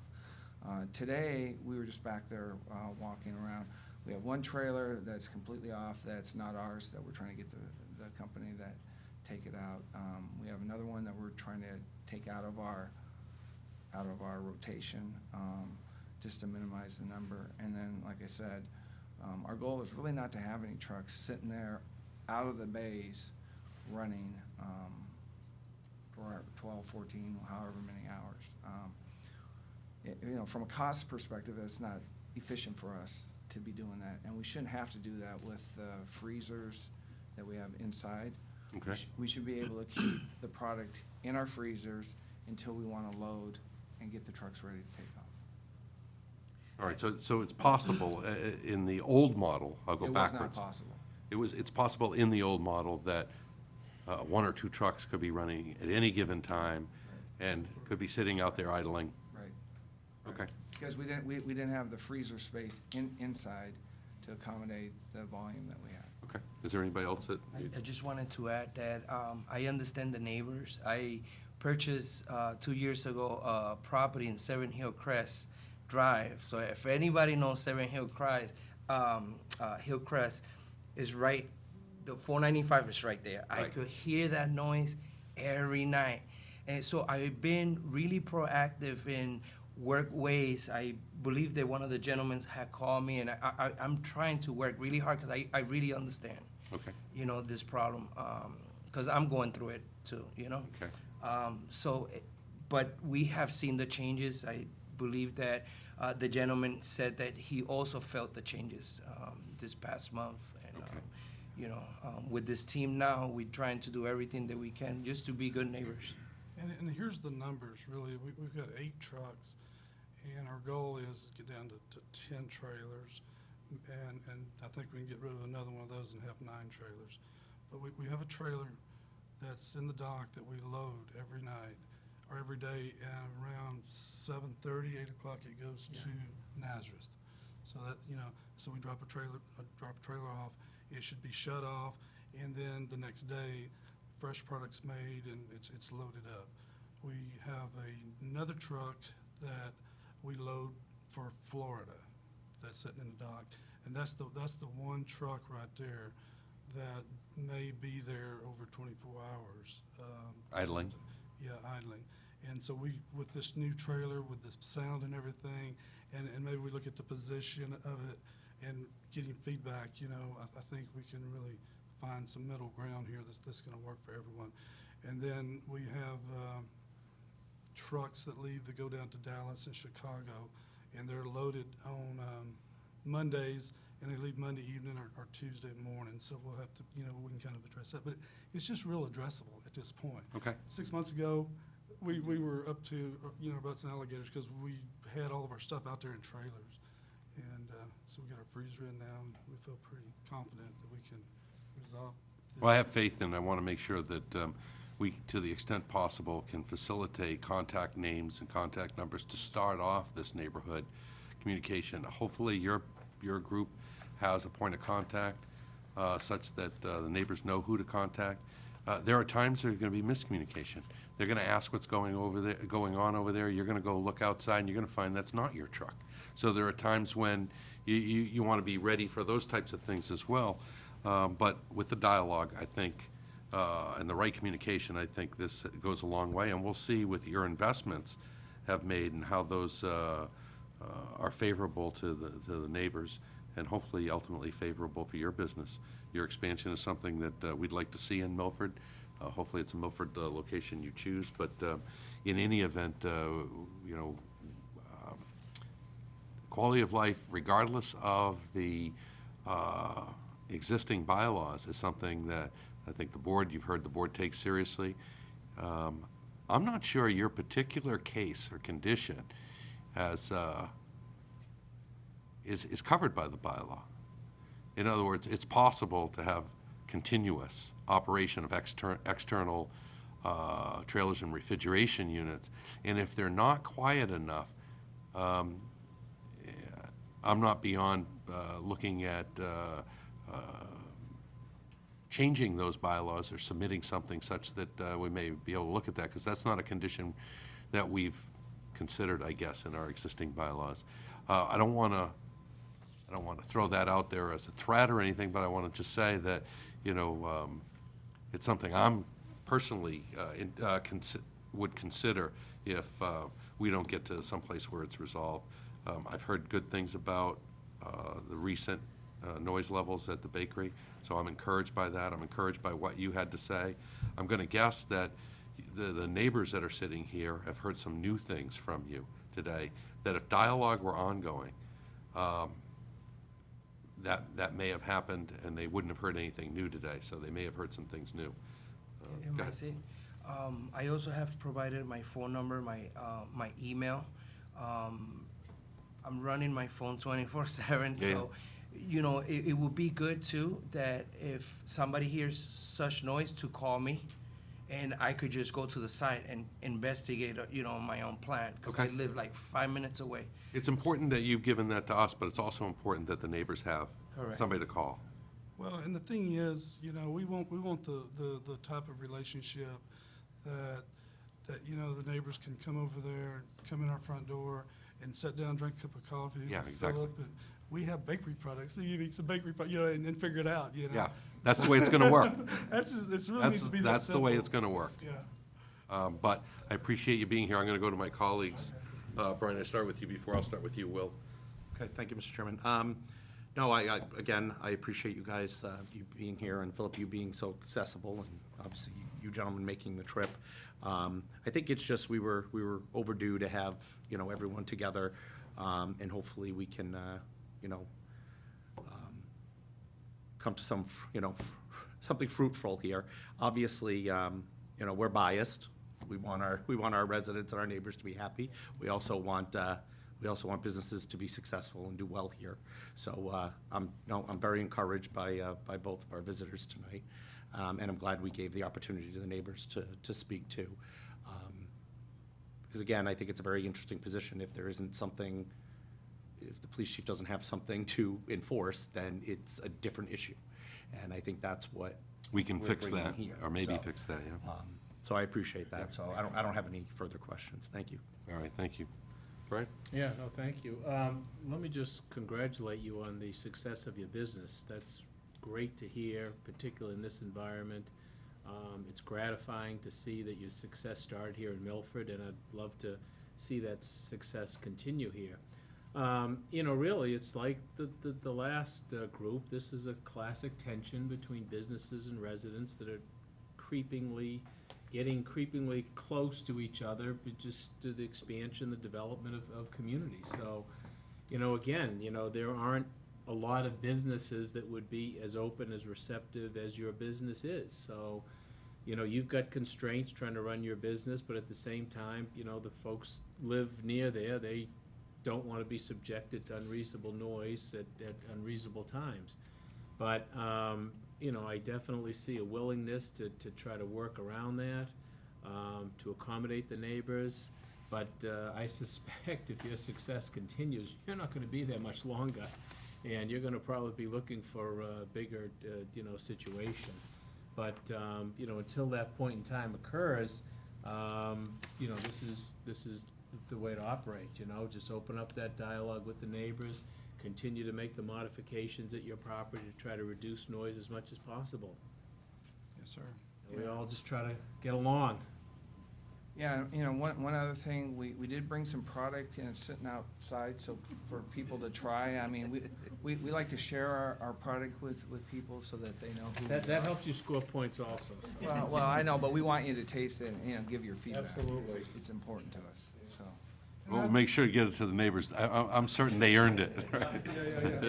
Coffee cakes are our number one item, so it's Yeah. kind of our hallmark. All right. And one last thing, this young lady, Natalie, earlier today, this evening, well done. That was very, Thank you. almost worth coming here to watch that, so. It does feel good. Made a difference in her life. All right, so if you guys could get together, make sure you have contact names and numbers, that would be good on the way out. And to any extent that the community, the town, can be helpful to you. We've promised to be helpful to the neighbors. We also want to offer to be helpful to you. If there's anything that we can do to help facilitate any dialogue, offer space. If you want to have it at your business, that's great. If you want space here, that's great. What I'd like to do is have, to the extent possible, town administrator out of the loop unless something's not going well. And we're always available to our residents and our businesses, but I'm sure Rick would appreciate that. And if you could pick up that gap and create those opportunities to meet, that would be great. Because Yeah, I think you're going to get a lot of good feedback, because, you know, my experience with these neighbors, I've worked with a lot of neighbors, not necessarily in this community, but for another corporation, and I've seen reasonable and unreasonable, and these are the most reasonable neighbors I've ever seen in my life. So I want to say that. Yeah, you know, there's one other thing I forgot. You know, we are also talking with our current landlord, and we're trying to get him to allow us to put the trucks further away from our back building, because that will help tremendously as That'd be well. great. And so we're putting some pressure on him. If there's help that we can give you Yes. with Yeah. that landlord, we'd Yeah. be Yeah, we- happy to. And there's a case where Because we that's can- the type of thing that, we can move it up, way up front. yeah, away and- from, further away. Further away, and you wouldn't even hear the noise at all. And so We that's actually met the other with, thing I we're think, trying to one of the meetings, the landlord was there. Yeah. And we tried to suggest that to him. We're gonna meet with So him at maybe we 9:30 can in re- the morning. We're maybe we meeting can with them at reinforce that a little 9:30 bit more. tomorrow, Yeah. so. Well, if there's help that you need from Rick, I just tried to get him out of this box. I'm gonna put him back in the box for a second, because you know, if the landlord could use some encouragement and let him know where the board is on this, that would be great. All right, so Rick's available to you, Okay, thank you, thank you. our town administrator. Thank you very much. Good luck.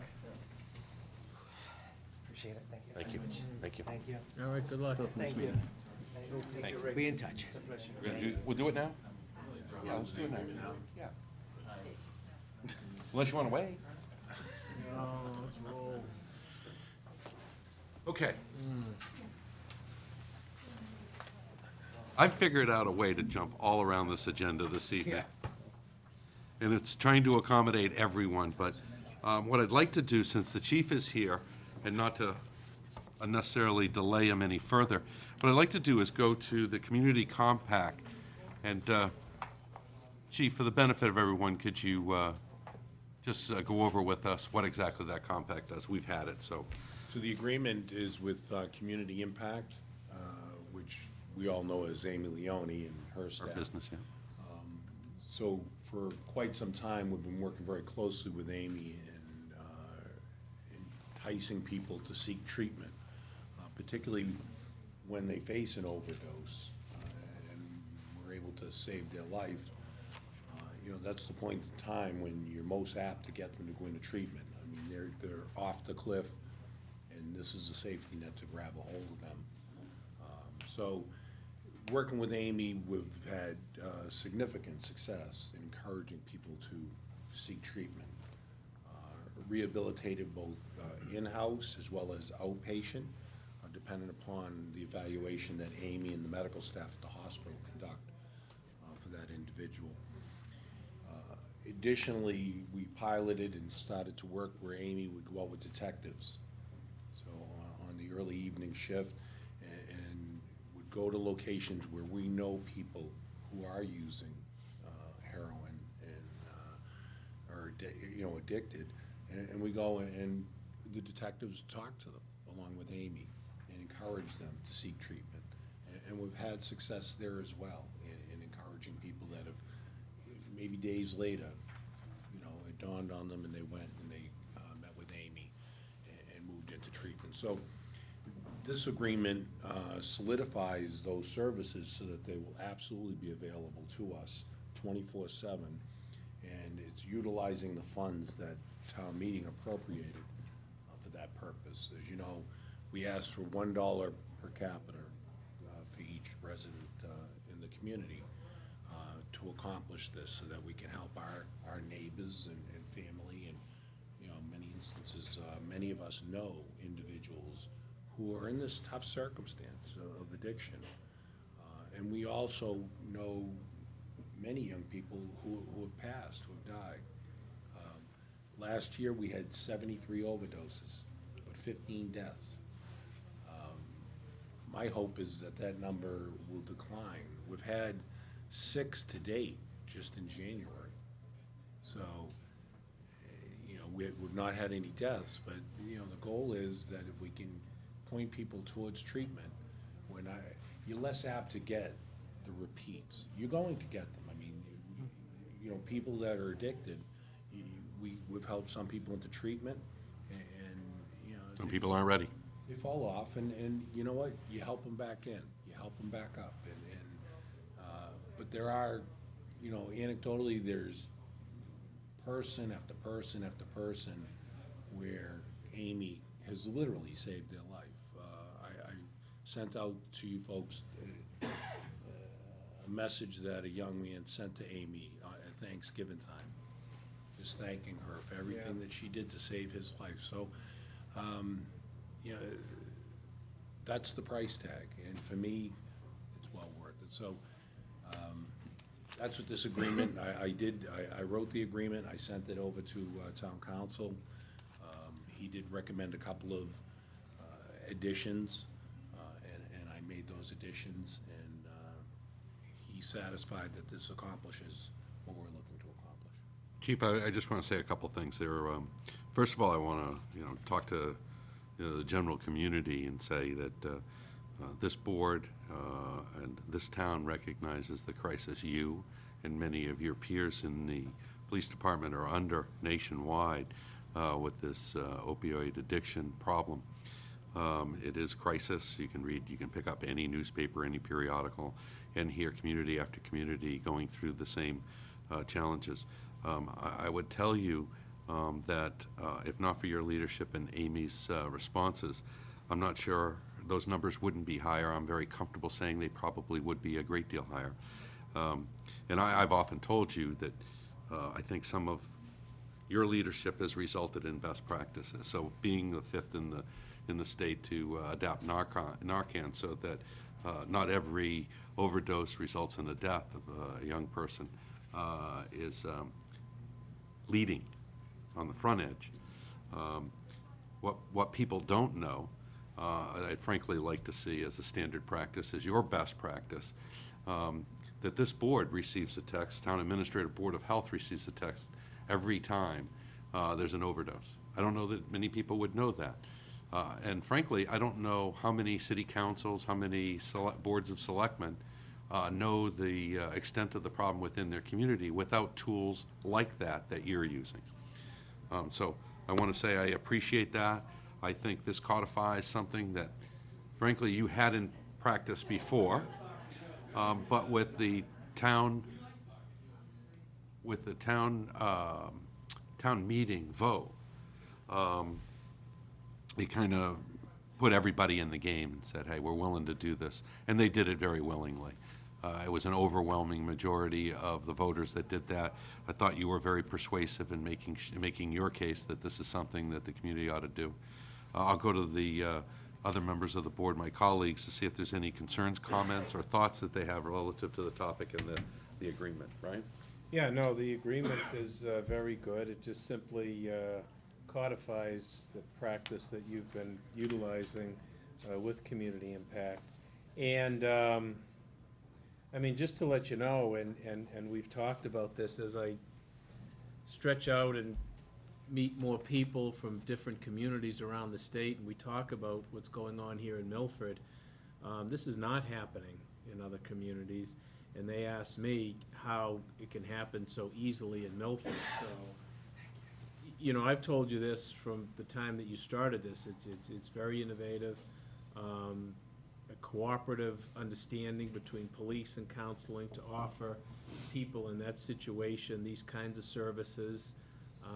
That's a tremendous benefit in the community. So I think you've done a wonderful job in putting together this program. We've got the town funding. Hopefully, the earmark that Representative Fernandez had gotten, might be released by the governor. We'll try to do that depending upon the budget situation. But if not, I mean, this gives us something to go forward and go further with what we've got. But yeah, let me just tell you, statewide, This is great stuff that's happening here in Milford, and other communities are looking to figure out how to do that. So, good job, and wish it wasn't needed. Wish you didn't have to do it, but it's really the only way, I think, that we can combat this kind of a problem. You got that, Pen? Oh, sure. Thanks. Thank you. Thank you, Brian. Will? Thank you, Mr. Chairman. Tom, I guess I just have to echo my colleagues, as usual. Great job. You keeping us up to date. I'm not sure other places, folks, they want to know the true picture, but you text us at all hours of the day and night, and to be honest with you, that really puts everything into perspective. Because regardless of how we talk about it, I'm not sure. I think people are learning more and more what an epidemic it is because of the news coverage and the local coverage. And like you said, I think we're all at a point where we know someone or know someone who knows someone, and it's really affecting everybody. Amy's done a great job in this town for a long time, and I'm really glad that you and her have formed this partnership even formally, because again, I know from personal experience, you've been ahead of the curve bringing different people into a police department, whether they're mental health counselors or other folks. And I still think other police departments haven't caught up with you yet. So just well done. Yeah, just trying to help people. If I could, for the board's benefit, the town administrator, working with Rick Villani, he did reach out to town administrators, not just our neighboring communities, but even beyond that.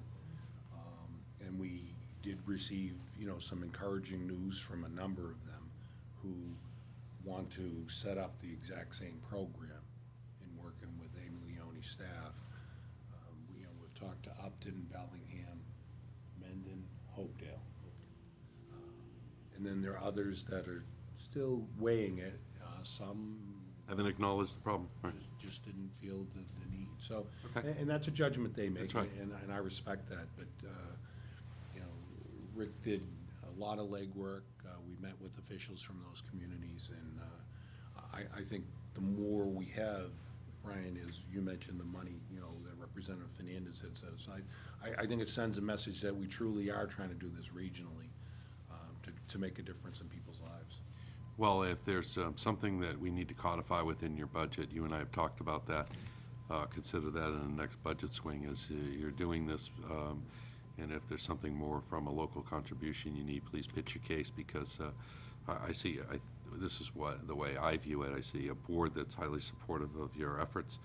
And we know it's not always going to come from drug money. We know that it's not always easy to take from overtime or other line items in your budget. And we're willing to, I think, I think there's a consensus, we're willing to make the commitment we did last year and willing to go forward. If there's something else you need, please let us know. I appreciate it. Thank you. Thank you, Chief. Chief, thank you. Next, we're going to go to Finance Director, Town Administrator, and the Capital Plan. We should vote. Just maybe formally vote. Oh, yeah, just yeah, so- yeah, I'll yeah. move to Thank you. sign. Seconded. That's unanimous. We all signed it, so. Yeah. I forgot about the vote. Thank That you. just formalized it. Thank you. Thank you. I'd already Need a written vote it too?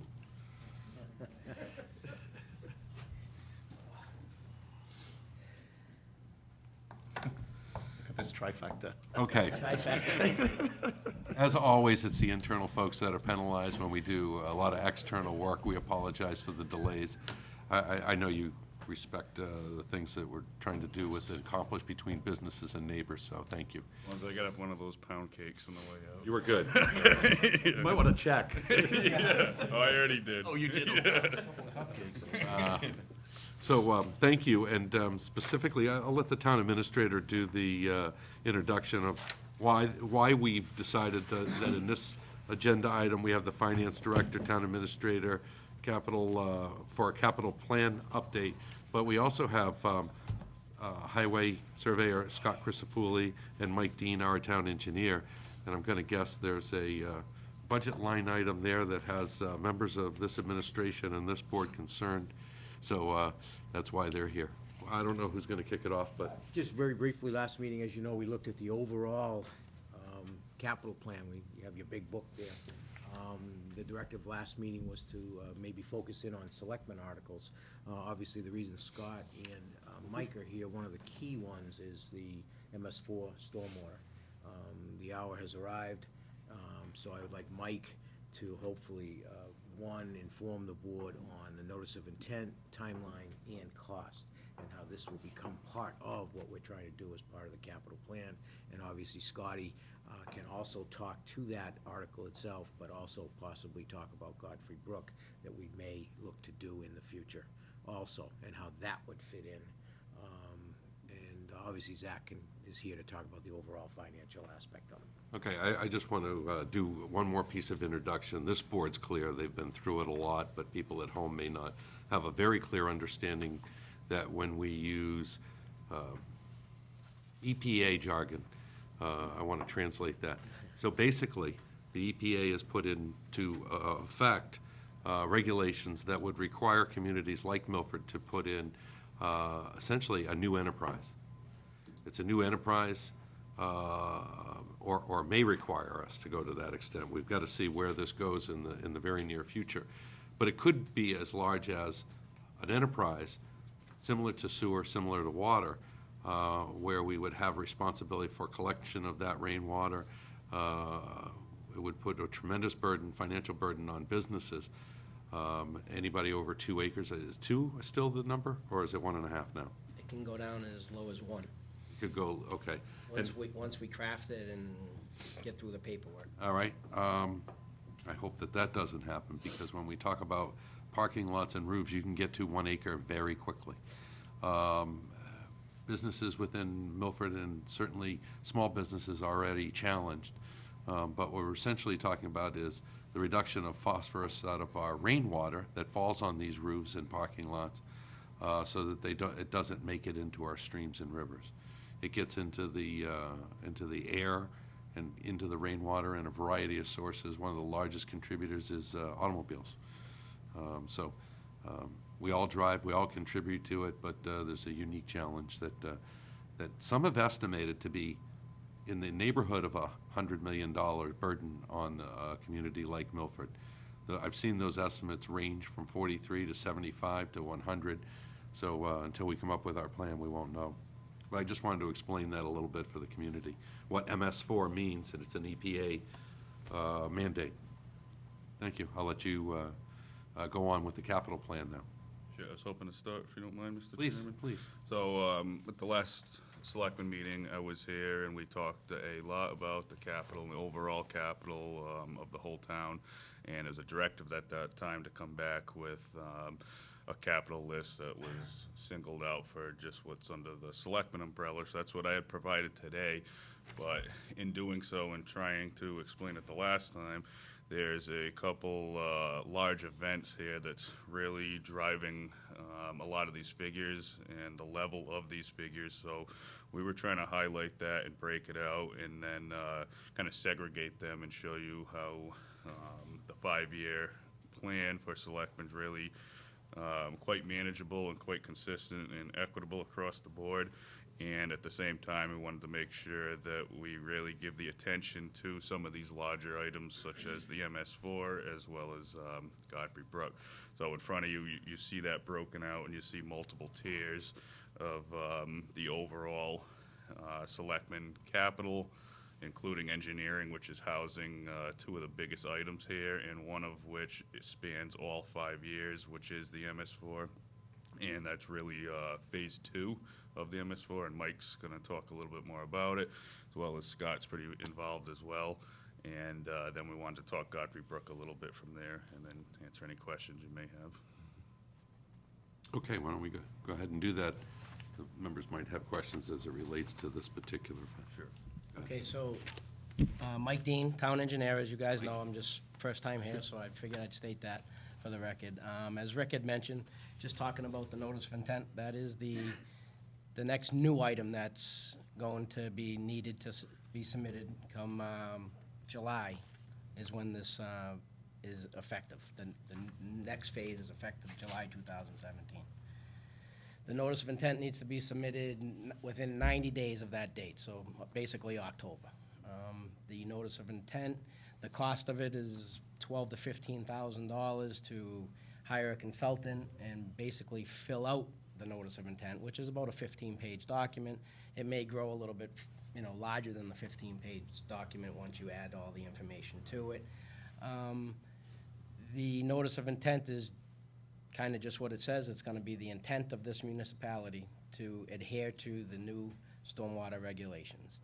And in the notice of intent and in the new regulation, there are minimum control measures that we have to adhere to, and there's 6 of them. So MCMs are minimum control measures, and there's 6 of them. And with the consultant and the input from the municipality, we'll craft the notice of intent to meet the regulation, obviously. And then once that's submitted, it's over the next 5 years where we start doing what I would refer to as like paperwork, zoning changes, ordinances, things of that nature. And then the years 15, so this is over a 20-year span, 2037. So after the first 5 years, the heavy lifting begins, is what I refer to it as, and that's actually constructing the BMPs, best management practices. And that's actually constructing detention basins, grass swales, repairing drainage, things of that nature. And we've bumped up, for the benefit of everybody, this board is a reminder as well, we've bumped your budget such that you're able to accommodate these consultants to help with this MS4. Correct. work. Prior to my arrival in which is, I think, is this capital plan that everyone's working towards refining, that's somewhat new, is my understanding, over the last 3 years or whatever it may be. So there were slots in there for the capital plan and with monies in there. Well, that's capital, but there's also embedded within the engineering budget. Oh, yes, I'm sorry, I missed Also, that. what he's referring to. Oh, the operational budget. Yeah, Yeah. So- last year, we appropriated the additional funds Yes. for consultant costs, Yes. yes. Yeah, we're in line to achieve what we need to, Okay, and the good, monies are there. good. Yes. Thank you, Mike. And welcome, good to see you again. Thank you, appreciate it. Is that all that we had on the MS4, or do we want to talk about? Also, just to follow up on it, so I think one of the key points that Mike had mentioned was the community involvement. So just highlighting the notice of intent, which is really important, which is, in my opinion, what's going to be the checklist of what we're going to do. That's what's making this capital planning so difficult to achieve right now, because we have not collectively come together and said what we're going to do. So it makes it difficult to put to paper what we actually plan on spending in the field. And that's where those best management practices come into play, potentially 5 years from now. But in the meantime, it's trying to coordinate what we really need to do. We don't want to just appropriate money and have it sitting there and waiting. We're trying to properly develop a cash flow, develop a proper plan. It may even require us looking at a budget. And it's certainly the reason why we wanted to bring Scott in as well, is because it certainly affects his department through various budgetary items such as salaries and wages, and even potentially outsourcing. And just really wanted to highlight how important that this notice of intent is going to be, depicting the next 5 years coming down the line. And this is, you're specifically talking about the number of times we'd clean out catch basins, or the impact that it could have if we're cleaning our streets that much more frequently, or whatever the best management practices are. There's a hit somewhere for that, and Scott's one of the ones that would suffer from that budget impact. As well as documenting it and doing all the and doing it. extensive paperwork that comes along Sure. with it, yeah. Okay. Which he's doing quite a bit now, and has been doing it, so. Okay. And Scott? obviously, going forward beyond that is obviously maintenance of everything we do. That's looking ahead, But those are two big ones that leap to mind. Is there anything else that comes to mind that, I know we haven't drafted it yet. Yeah, right. But what are the types of potential things that you see having potential budget impact on your department? I mean, after the 5 years, it'll just be numerous things. I mean, All right. the construction end of it, I mean, Okay. don't have solid numbers on anything like that. No, I know. Obviously, but maintenance, personnel possibly, things Okay. like that. All right. So along those lines, I mean, we've met with what I found to be really intelligent consultant and kind of broke through to me for the first time on what it's really going to mean as far as applying it to the capital, which we're ultimately here for. So the original go-around of what we gave last week had a number of 400,000 for year one. I really don't think it's going to be that. We dropped that down to 200,000. And we think that's going to be heavier on the consultant side. And we still left year 2, 3, 4, 5 where it is because it's, again, going to be what we collectively come together with this notice of intent. And at that point, once we really know, have a much better idea, then we can go back and kind of tweak what's going to be happening moving forward in the next 5 years at least. So the alert that I see from your 5-year plan is in year 2 and year 3 specifically? Correct. You know, for one portion of government to look at 1.4 and $1.46 million in year 2 and year 3, we've got some things to do because you know, there just isn't that much. We're talking about approximately about a $1.8 million capital budget, roughly. It can go up or down a little bit. So just to give everybody some refresher on that, we're talking about in year 1, or year 2, year 3, sucking up a large portion of that, which I'm not sure is doable without some very creative financing. Correct. Okay. Yep.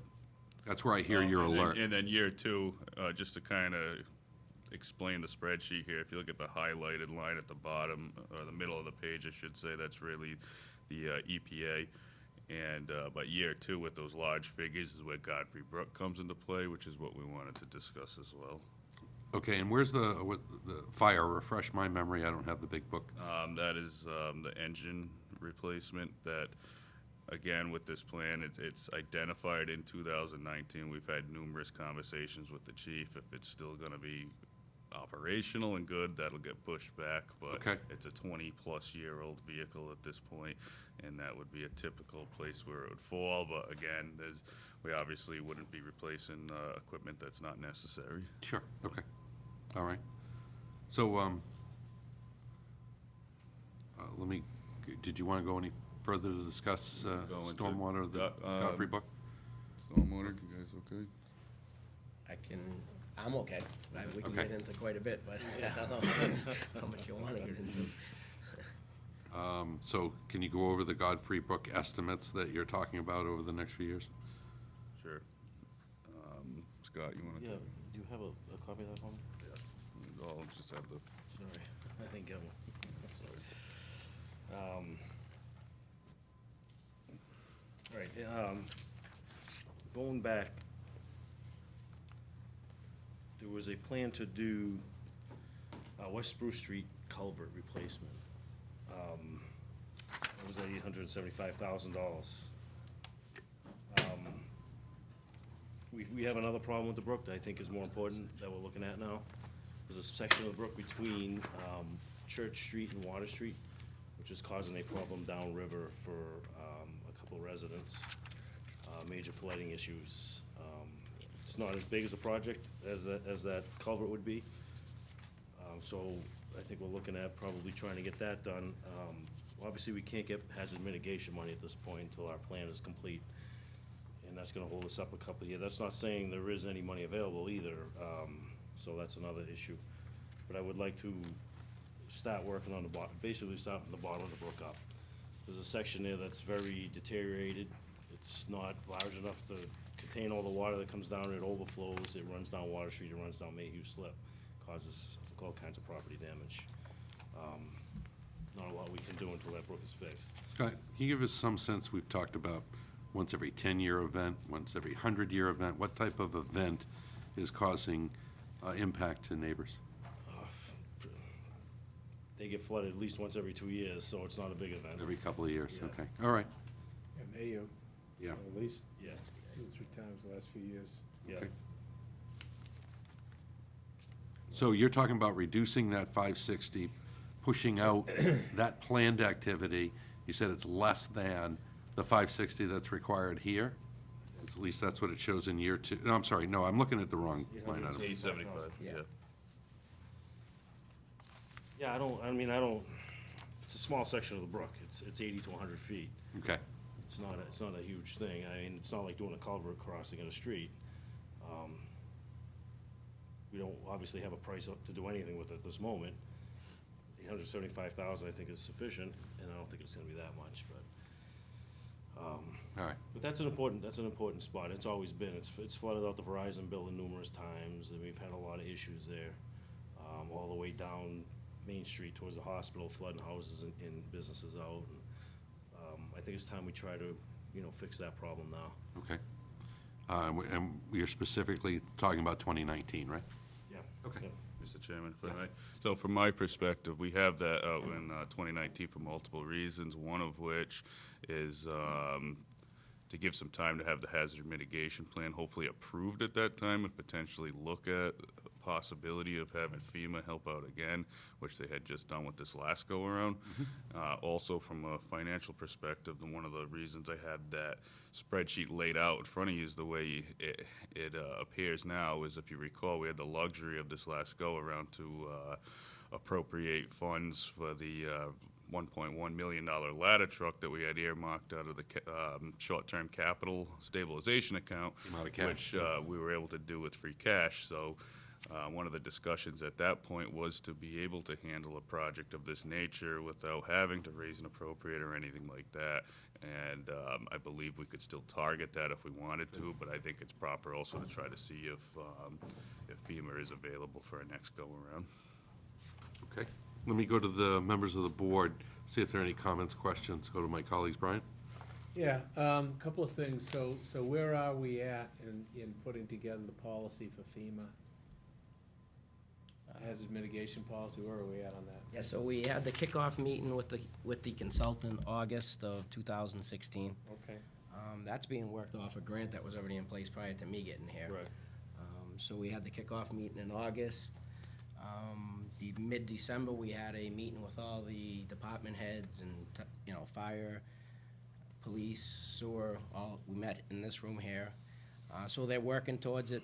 Basically, it'll be finalized, they're shooting for October of 2017. Okay. When that'll go off to FEMA for final approval. Okay, all right, so you're And looking I to talked get- to the consultant, Yeah. and she's guessing around a year after that gets submitted. Really? Okay. She didn't want to commit for Yeah, much less that's than, all right. but So you're gonna they get- take their time, she says. Okay, so you're gonna get that in the can by October and get that off to FEMA to see if you get approval on that end. The stormwater, I mean, until we get the notice of intent, until we get the blueprint going forward, these numbers are all guesstimates. It's all Correct. guesstimates. Yep. And So, as we're approaching this first year, Yeah. as Zach had mentioned, there was a block in there for quite a bit more money what's being shown there now. So we have, once we get a better handle on these things, we should be able to gauge that whether up or down, but in this, I think they're gonna go down, but in this case, we were able to cut that in half, that was already in that block for that amount, so. Once we get a better handle on it, we adjust appropriately and keep moving it forward. So the question is, where are we at in terms of the notice of intent? We have to hire a consultant to start that. We are working with a consultant right now, once again, through another grant that was already in place prior to me getting here. Scotty brought me over we met over in Franklin, and that consultant also has come in and addressed, explained it to Zach, Rick, and then there were a couple other people in the room, but that, we're working with him under that grant. I don't know if we're gonna end up using him for the notice of intent, but Scotty and I gotta get together and make a decision on So that. Mike, when does it start? When does it end? Just try to answer Brian's question. What's You that? got- You got October, you said. Yeah. 3 months, Yeah. 3 months out of July. So if January's gone now. Right. You got, 9 months to get this thing done. Yep, it's doable, it's certainly, they'll be able to do it. Okay. I've solicited the, Okay. we're ready, once we make a decision, we're ready to sign it, and they'll be able to accommodate it and get it done. Okay, because there's a lot of, there's a lot of area to cover with this thing. It's a very amorphous type permit. I mean, it's not like, okay, we're gonna renovate that building where it's all contained. I mean, this is all over, there's different aspects, and, until you get that blueprint down, you don't know what these numbers are. We don't know what these numbers are. And, I mean, you know, we heard for a long time that the GIS technology was gonna help us. Is that not needed, or? It's still needed. Yeah. We should have GPS. I mean, you know, this is the Especially going- biggest capital thing to hit this town, you know, since Woodland School. And in many ways, it's much more convoluted and complicated than the school building. It is. We gotta get this done. Absolutely. Yep. It's gonna happen. Yep. And, you know, I mean, you know, when the people are saying that they need the technology, the GIS, I mean, it's up to this board to fight for it with other departments, because, you know, October's gonna be here very, very quickly, and if these people don't have the tools to get this done, we're not gonna know what the plan is going forward, we're not gonna know what the numbers are. So, Yeah, I've seen the, you know, you know, to borrow your phrase you used the other day, determining what the GIS costs are is like tacking Jello to the wall. We've had Franklin come in here and talk about implementing GIS at $30,000, and I've seen numbers floated around at $1 million. So, you know, until the departments get it in the capital budget, I want to be able to go fight for it. I just want to know what the numbers are going to be. well, I mean, you know, they hit, well, I think there's always been a hesitation, though, to put it in there because of the resistance. yeah, yeah, and you can, you know, shape it any way you want, and we had the presentation. You know, you can get the, you know, the technology in the door with whatever staff person. I mean, it can happen. There was never the support to do so. I mean, I'm only gonna be here for a couple of months, so this is. No, it's got the my board- support, this so I is- don't know where this it's is- not getting support. It just, how much, at what level, right? I was very impressed with Bruno's presentation that talked about. A few times and talked about it with a few Yeah. different scenarios. Yeah. Yeah, we've talked about varying scenarios at varying costs. Well, let And me I- just tell you, you guys are on the front line. Okay? Mike, you're gonna be the town engineer, you're leading the charge on this thing. Okay. You know, Scott, you gotta implement the thing, Zach, you gotta make the recommendations to try to pay for it. So you people are on the front line. If there are tools that you need, if there's technology you need, if there's equipment you need, you gotta step forward and you gotta come forward and say, look, we need X, Y, and Z. Yeah. And then drop it on this board, Yeah. because then this board has the obligation to go fight for it with the finance committee and ultimately town meeting. But, you know, this is a major, major requirement upon a town. It's new territory, it's never been covered before. We don't know what's gonna happen with the EPA and the new administration. Maybe it'll get wiped off the books, and we Right. don't have to worry about it. That'll be great. You know, I don't, you Until know, then. I don't, you Until know, then. see that totally happening. I see it's probably getting more confusing. So, I mean, if you folks feel that you need something to get this thing put together, don't hesitate to come forward. It's essential that you do that, and then this board will go fight for it before the finance people. Yep. But I mean, we're gonna get this done. This is a huge, huge, black cloud hanging over this town. Yeah, That's- significant threat. That's a my good point. story, and That's a I'm great sticking point. to it. So, All right, Well, we have thank been you, Brian. talking about this for quite a long time, obviously. Yeah. It's just now it's coming. Well, now you Now got it's some here. deadlines. Yes. Yeah. And Now we have October's gonna deadlines. be here before you know it. Yep. Now, let's face it, you hit the summertime, you know, things, you know, people, it slows down a little bit. I don't know. I think It's a the big resistance requirement. was like a windsock. We didn't know how much it was gonna cost or what we needed to do.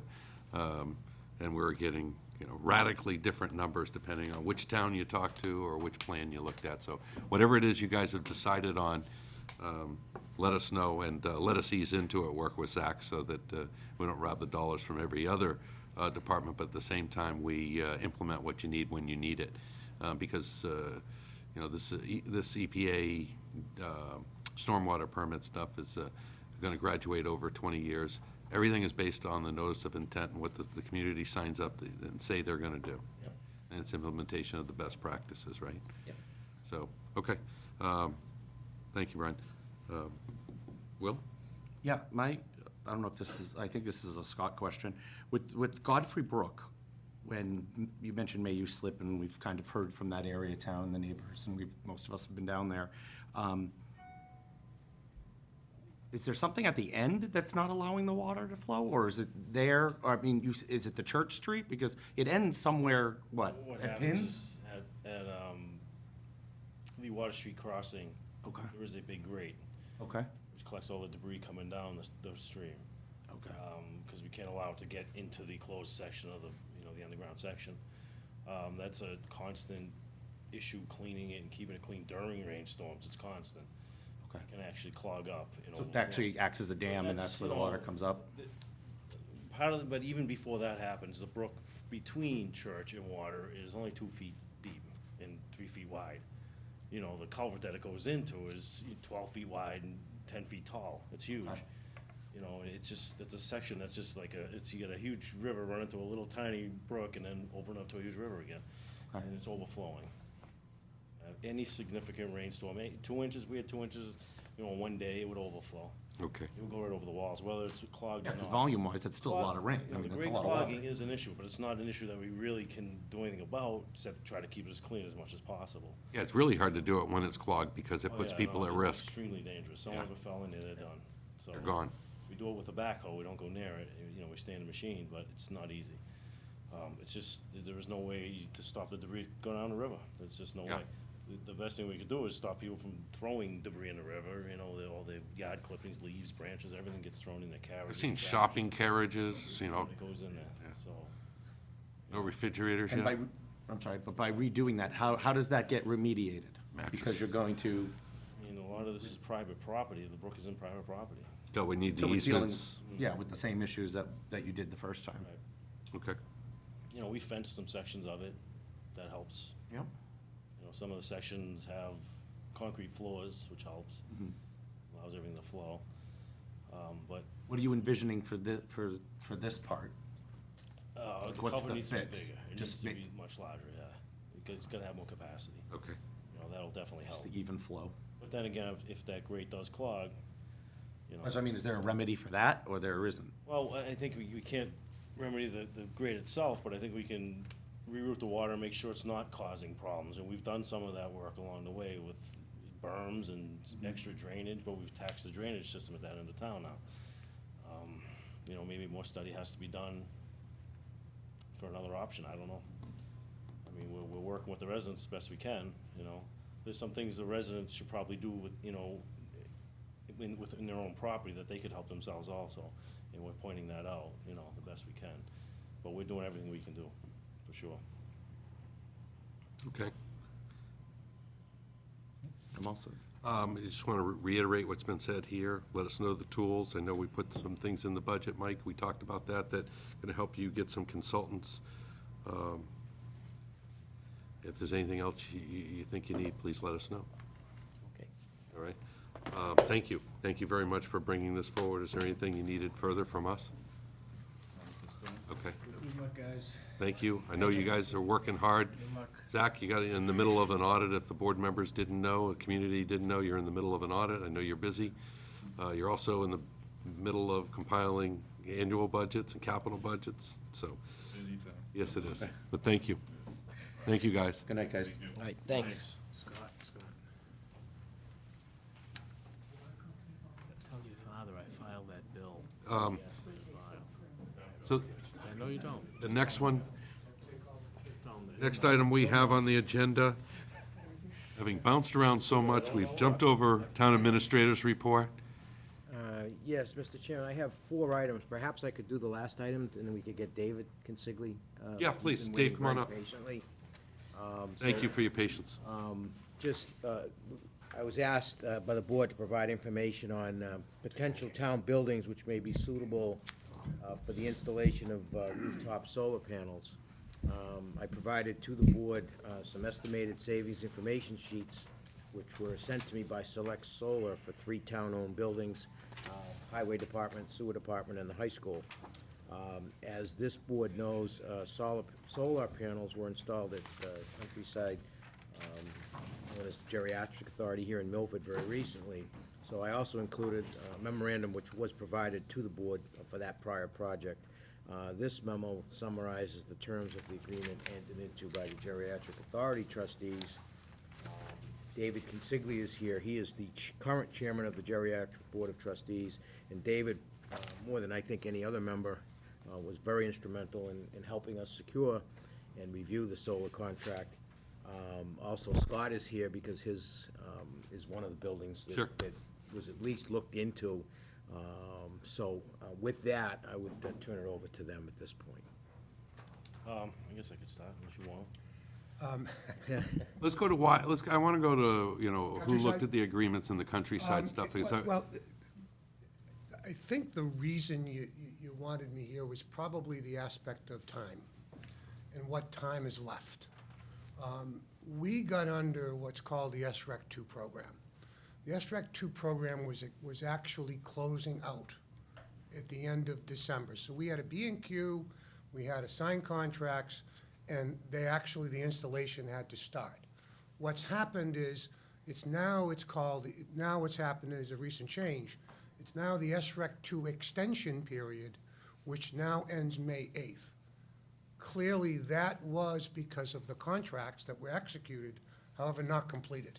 So that SREC 2 extension period to May 8th is the contracts that have already been signed, that they're allowed this expansion time to complete installation.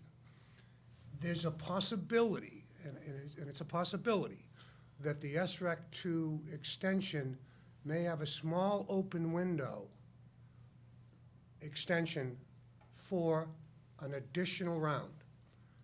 I caution you that the timing of that is critical, because you really need to be in the queue in order to be able to solidify under that program. As we go forward, there's really not what's considered an SREC 3 program. Yeah, we don't know. It's becoming a fee and tariff program, which at that point, it reduces itself to 15 years. And the utility actually pays you, not so much through the current process that we have. And things are going to change, and I don't think they're going to change for the good. I think they're going to change on the negative side. So as I started looking at some of the information that Rick gave me, and some of the kilowatt hours I'm seeing and some of the pricing that I'm already seeing, you're already lost that SREC 2 program from the rate structure. What we had as a rate structure, and now what's approximately quoted here, is a little bit, you're not getting as big a benefit as we had at Countryside. However, if there isn't a decision made quickly on where you want to go with this, it's going to be worse, and you're going to get much less. So we try to be proactive there because, you know, being a nonprofit and being in the healthcare industry, we have to watch every nickel and dime we had. We had to be proactive in taking advantage of some savings on our costs. This program worked on our cost. We dissected the power purchase agreement. We had comments on the power purchase agreement. We protected ourselves on the power purchase agreement, and all the expense and all the liability fell to the solar company. So it's a 20-year program that we have. Our savings became $490-some-odd thousand. I'm seeing some of the savings here, and these are just examples that were run on the spreadsheet, I guess, to the best ability that we can currently have for numbers for the department buildings. You know, you're looking at cumulative savings on the high school based on just a small 170 kilowatt system, not the entire roof. You know, there's a savings about $353,000. You know, when I took a look at the sewer department, again, the sewer department operates similar to us as a kind of a quasi-private entity. You know, they have a similar size, they have a bigger system, but, you know, their savings clearly is in the same category that we had. I even had, Scott, I have yours here. So Scott's is scheduled, just based on the estimate here, a 200 kilowatt system, you know, $182,000 a year. You know, an annual savings about $20,000. $20,000 is a piece of equipment that we may need. So it could be a big benefit for the taxpayer in the town because it's actually generating savings. Providing, it would be nice if you could buy all of these into one program instead of individual programs, because as I'm looking at your line items, I'm seeing some of the numbers are different based on the kilowatt sizes of each building. So if you can kind of wrap and lock, you can get the buy. You gotta negotiate, baby, you gotta negotiate. You just try and have to work the best you can. No, I just didn't know if physically it was possible. The other aspect that came up was the roof situations, and I know roofs are a very, very sensitive part of it. The high school roof could be old in some sections, but they're a flat roof. That's called, the ballast system would be used on that. So if the roof had to be changed out, there's a mechanism you can throw in a contract where they can disassemble and reinstall, depending on, how much you're gonna use. When you go into the steel roofs, the big component on the steel roofs are really the rubber grommets in between the systems. They change those out as part of the contract to brand-new grommets. The steel gauges, I don't know about the steel gauges, but they do analyze each roof pre and post. They're responsible for any issues and damages. They're responsible for their own inverters at the building, their own electrical at the building. So, if you're trying to go down the road to save money and try to create additional streams of revenue for other areas, you don't have a big window with this program, because sooner or later it's gonna go away. And if you're not in that queue, you're not gonna be able to take advantage of it. And David, just to make sure I have this right and understand what I think the savings are based on the way I can read these documents, it looks like the high school potentially provides for nearly $1 million, $980K, right? As a 30-year payback. The sewer, $353K. It's a 20-year payback, unless you got the new spreadsheet. Well, let me go look. I could have easily read it wrong. You're right. It is a 20-year. Thank you. 20-year. Okay, so 20-year payback, $1 million. Sewer, $353,000, and highway, $381. Is my read on that? Because it's a little fuzzy on my copy. Is it 381? Okay. 381's highway. Yeah, sewer's 353. And you negotiated, if I remember, because we looked at that contract, I know you had a number of attorneys look at that contract. How many attorneys eventually looked at that contract? There was a few attorneys that looked at it, right? We kind of, yeah. 3 anyway. 4 if you count Jerry, too. Okay. 3, and then we actually Ran it by finalized Jerry. with a We solar. hired counsel. Yeah, we hired a Work for council us. that specializes in nothing but the solar. Okay, so you had 4 attorneys look at it. You've got the template now. Yeah, but I had to do some other stuff, too. And I'm sure, and the question, I'm gonna go out to the board members, because I have a question, but I'll let it go for now. You had an opportunity to see this. I don't know, Scott, did you want to talk about the potential savings at 381 on the metal? Yeah, I building you have? mean, I've honestly sat down with a solar company twice. I'm just trying to get a number here. And I told them this at the beginning, their numbers on this chart are way off. I don't spend $31,000 a year on electricity, first of all. And I tried to explain that to them, and it's, Did you give them bills? yeah. It's So they didn't it's like give you the- 18, they didn't give you the maybe right number. 20,000 is the biggest bill I've ever had. So. Okay. Because the that's- sewer first of all, that was department's off. here. But Again, I didn't see yours. beyond that, the biggest problem is the roof, simple as that. I have a 31-year-old roof in the building. I don't think it's wise to be putting solar panels on that roof, a 31-year-old roof that we already have leaks on. That was the biggest roadblock right there. All right, yeah. So how's that accommodated, Well, the roof's David? the roof has to be assessed.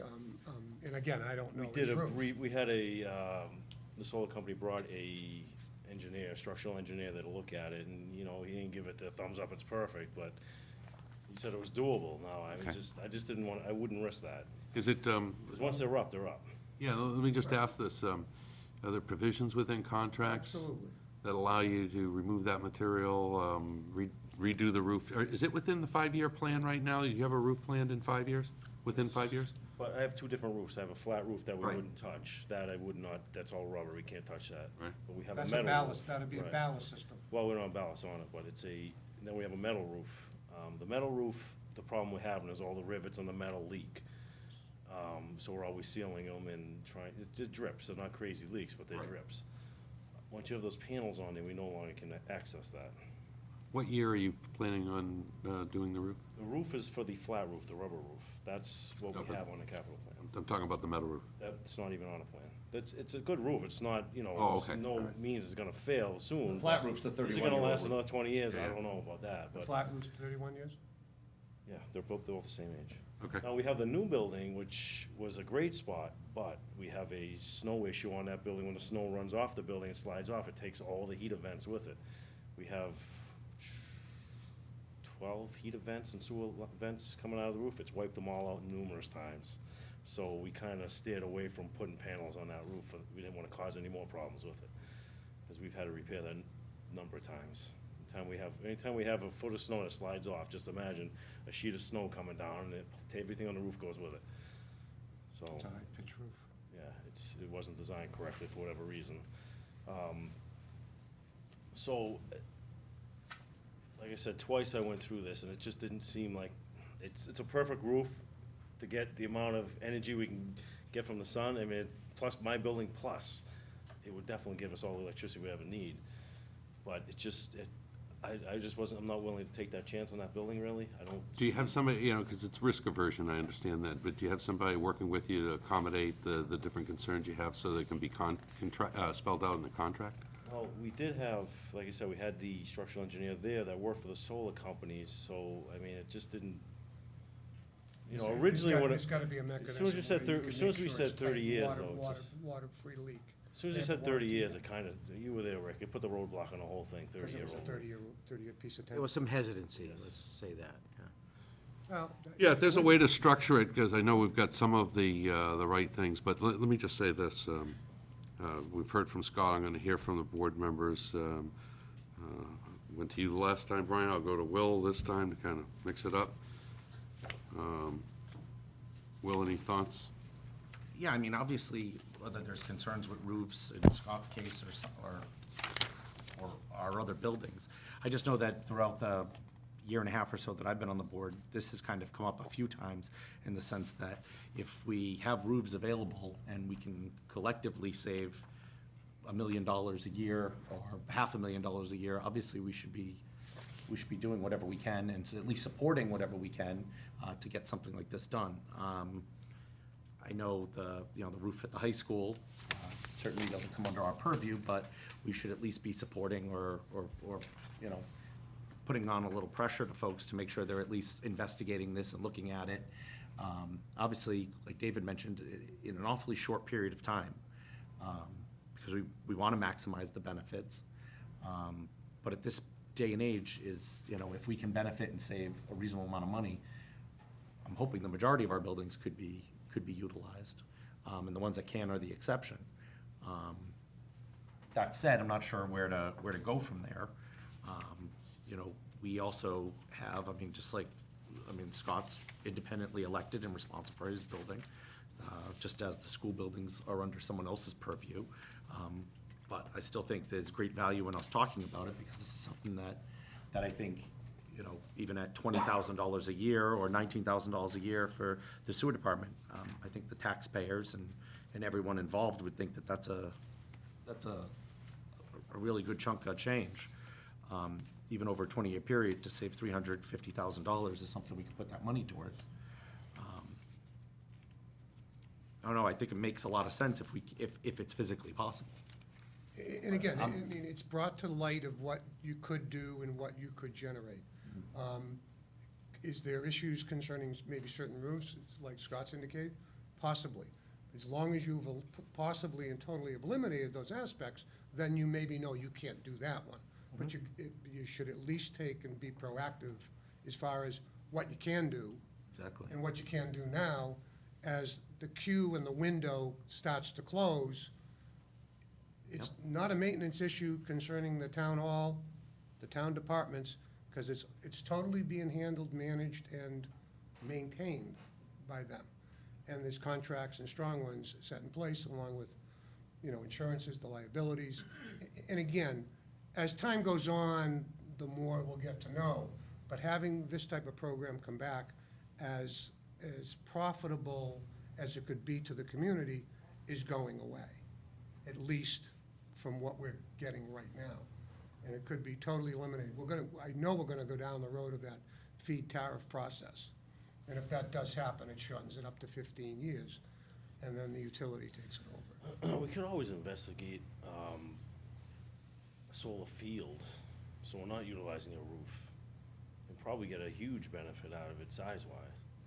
Yeah, I don't know if that's yeah, even been a- looked at, I mean. You got a 6-acre site out Yeah, there, I you could mean, do a 2-megawatt system. whole town. Provided you got a phase 3 power in the street. But I don't know And if I we've think got that's that kind another of thing to ground. look at, I didn't talk about that at all, but, you know, save the roofs. We have any ground for that? I don't know why we wouldn't do both, but that's a different discussion. Right, but I mean, I think we have ground, yeah, I think there's ground around, could be used. Okay. You did? Yeah, for now, thank All you. right. Thank you, Will. Brian? Yeah, thank you. Yeah, I think the solar's a great idea. I remember when this was percolating at the countryside. And I also spoke to the representative, Mr. Bianchi. And, you know, the buildings that I had, you know, some involvement with, I asked them to consider the youth center and also the senior center. But, you know, they were not considered appropriate for this type of work. I think it's a great, you know, idea. I mean, the problem that we have is, you know, none of the 3 identified buildings are under our purview. You know, I'm not gonna tell the highway surveyor to, you know, what to do with his building, where he's ultimately responsible for it, knows it certainly better than I could ever, you know it. I would encourage this business to meet with the school department. I think the Milford High School, and that roof is not that old. No, it's not. I would encourage them to meet with the school committee. To me, it seems like a no-brainer to integrate with the school department. I think the high school is a prime spot for it. But again, that's the school committee. Right. You know, I don't know the ins and outs of their building. I don't know what their plans are. On its face, it would seem like a great project to start with. Probably the best idea is what Scott just indicated, and look to see, you know, if we have some land for a solar field. So, you know, the thing is to meet with the town planner, identify possible areas, and see if that's a project. The other thing that was done very effectively over at Nipmuc, what they did was build carports. Right. So they built carports, which, you know, can, you know, provide shelter to vehicles, but I think specifically for the purpose of putting solar panels on those brand-new Seeing carports. businesses do that now. That was under the current, the just recent passed SREC program, which is, that is a much more expensive program to get into. And your recs are a little bit different and less on them because of the expense of putting them in. But I thought that was a great idea, it made a lot of sense. Beautiful So, I mean, I don't know, and Dave, you're just here to try to help us out with this. Yeah. You're not the. Yeah, I'm just here because you- I was asked to come in and make a comment. Okay, yeah, so you got no skin in this game. so- Nothing. So, I mean, I never don't- do. I don't know, I think what I would do is I would suggest, perhaps we send correspondence directly to the superintendent and/or the school committee, asking them to consider and review, you know, a solar panel installation. Perhaps we send a request to the town planner, seeing if he can identify any parcels that might be suitable for a solar field. The same thing to the sewer department. Again, I don't know anything about their building, so, you know, maybe send a request down to them, asking them to evaluate I it. think, I remember John being in a meeting, and he has existing solar panels now that I don't think he does, work. yeah. And it would be a matter of taking those off the building, and it seemed like a process, large process. Well, again, you know, they're independently elected, they're in charge of their own facilities, they know them, you know, better than I could know them. Beyond that, I don't know that there's anything under our jurisdiction that we could pull the trigger on. I don't know. Okay. Yeah. Youth center was too small? The what?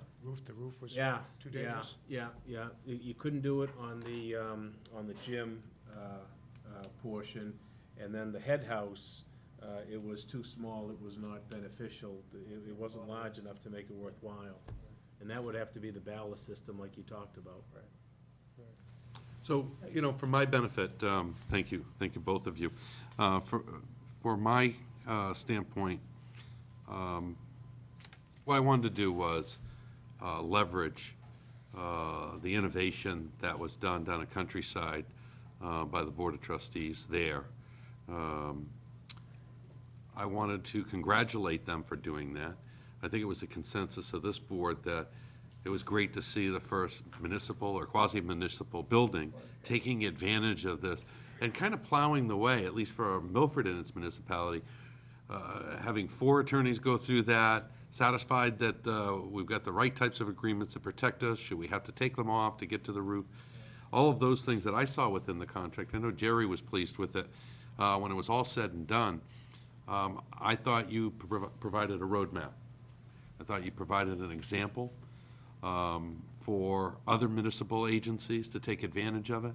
I think from a Board of Selectmen standpoint, while we might not have direct responsibility for those areas, I think getting those letters to the, quickly getting those letters to the responsible stakeholders and bodies, that's school committee, sewer board, and Scott, because I think at the end of the day, it's up to those boards to explain to the taxpayer why in a 20-year period we would walk away from $980,000 at the high school, $353,000 at the sewer department, $380 at the highway. And if the numbers are wrong, if there's some modifications that need to be made at the, and Scott, if it's 200,000, I don't know what the number is that you'd finally come up to agreement. And the special considerations for the roof, I think a lot of that has been considered. There are different roof structures that might need some tweaking on the agreement, but I just wanted to make sure that we finally put a bow on this and that Rick had done his part to go out and look at. He actually got penalized. He was part of the geriatric authority, right? So it's part of his penalty for being part of a group that was pushing the boundaries and making sure that we took adaptive use of technologies, that the municipality and the geriatric authority were also looking at ways to wean ourselves off of some of the fossil fuel costs, that you went and did it. You did it in short order. You took advantage of it. It was time sensitive. Congratulations. I wanted to make sure that isn't lost. The last thing Rick picked up was a go-do to meet with these representatives and find out what the benefits were and what existing buildings. There are some buildings that are off limits, obviously. Some historical buildings. We're not going to put them on Memorial Hall. We're not going to put them, this building as an example, Town Hall, would not be one that I think as a community standard, they wouldn't appreciate them being put there. But I don't see. Historical restriction too in this building. Yeah, so I wouldn't see any reason why highway, sewer, and high school, it's up to those boards to explain to the taxpayers why they can walk away from those kind of savings. In businesses, and the pressures given to healthcare industry, you can't walk away from it. You got way too many pressures coming from way too many places. The easy answer sometimes in a municipality for agencies and boards is, the taxpayers will always give us the money. I hope that's not the answer. I just want to, and I don't know the particular buildings, I want to pay due respect to the school committee, sewer, and highway, but I think it's important we get an answer. Yeah, I know. Well, highway, we When heard the explanation for the highways right here. Well, what I hear is that the numbers don't seem right, but I haven't heard what the numbers are. Right, but there was other questions that I had. This went on, we had a couple That's meetings. lawyers, right? But I also had the question, what's the savings if we actually own our own system? What do you mean own our own system? Own our own solar panels and put them on there and haven't had it, I don't know what the cost is of that, I never got an answer. But if you're gonna spend $150,000, put solar panels and own them and get 100% savings.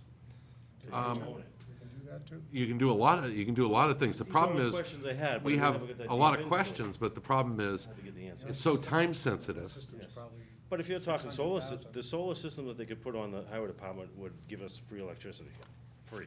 We'd never pay a dime. There's that much space there. So I wanted to know, in this company that we dealt with wouldn't really give me that answer because they're not just selling systems. So, I wanted to take it a step further and see what the investment is to put our own system on there and own it. Is that worth it?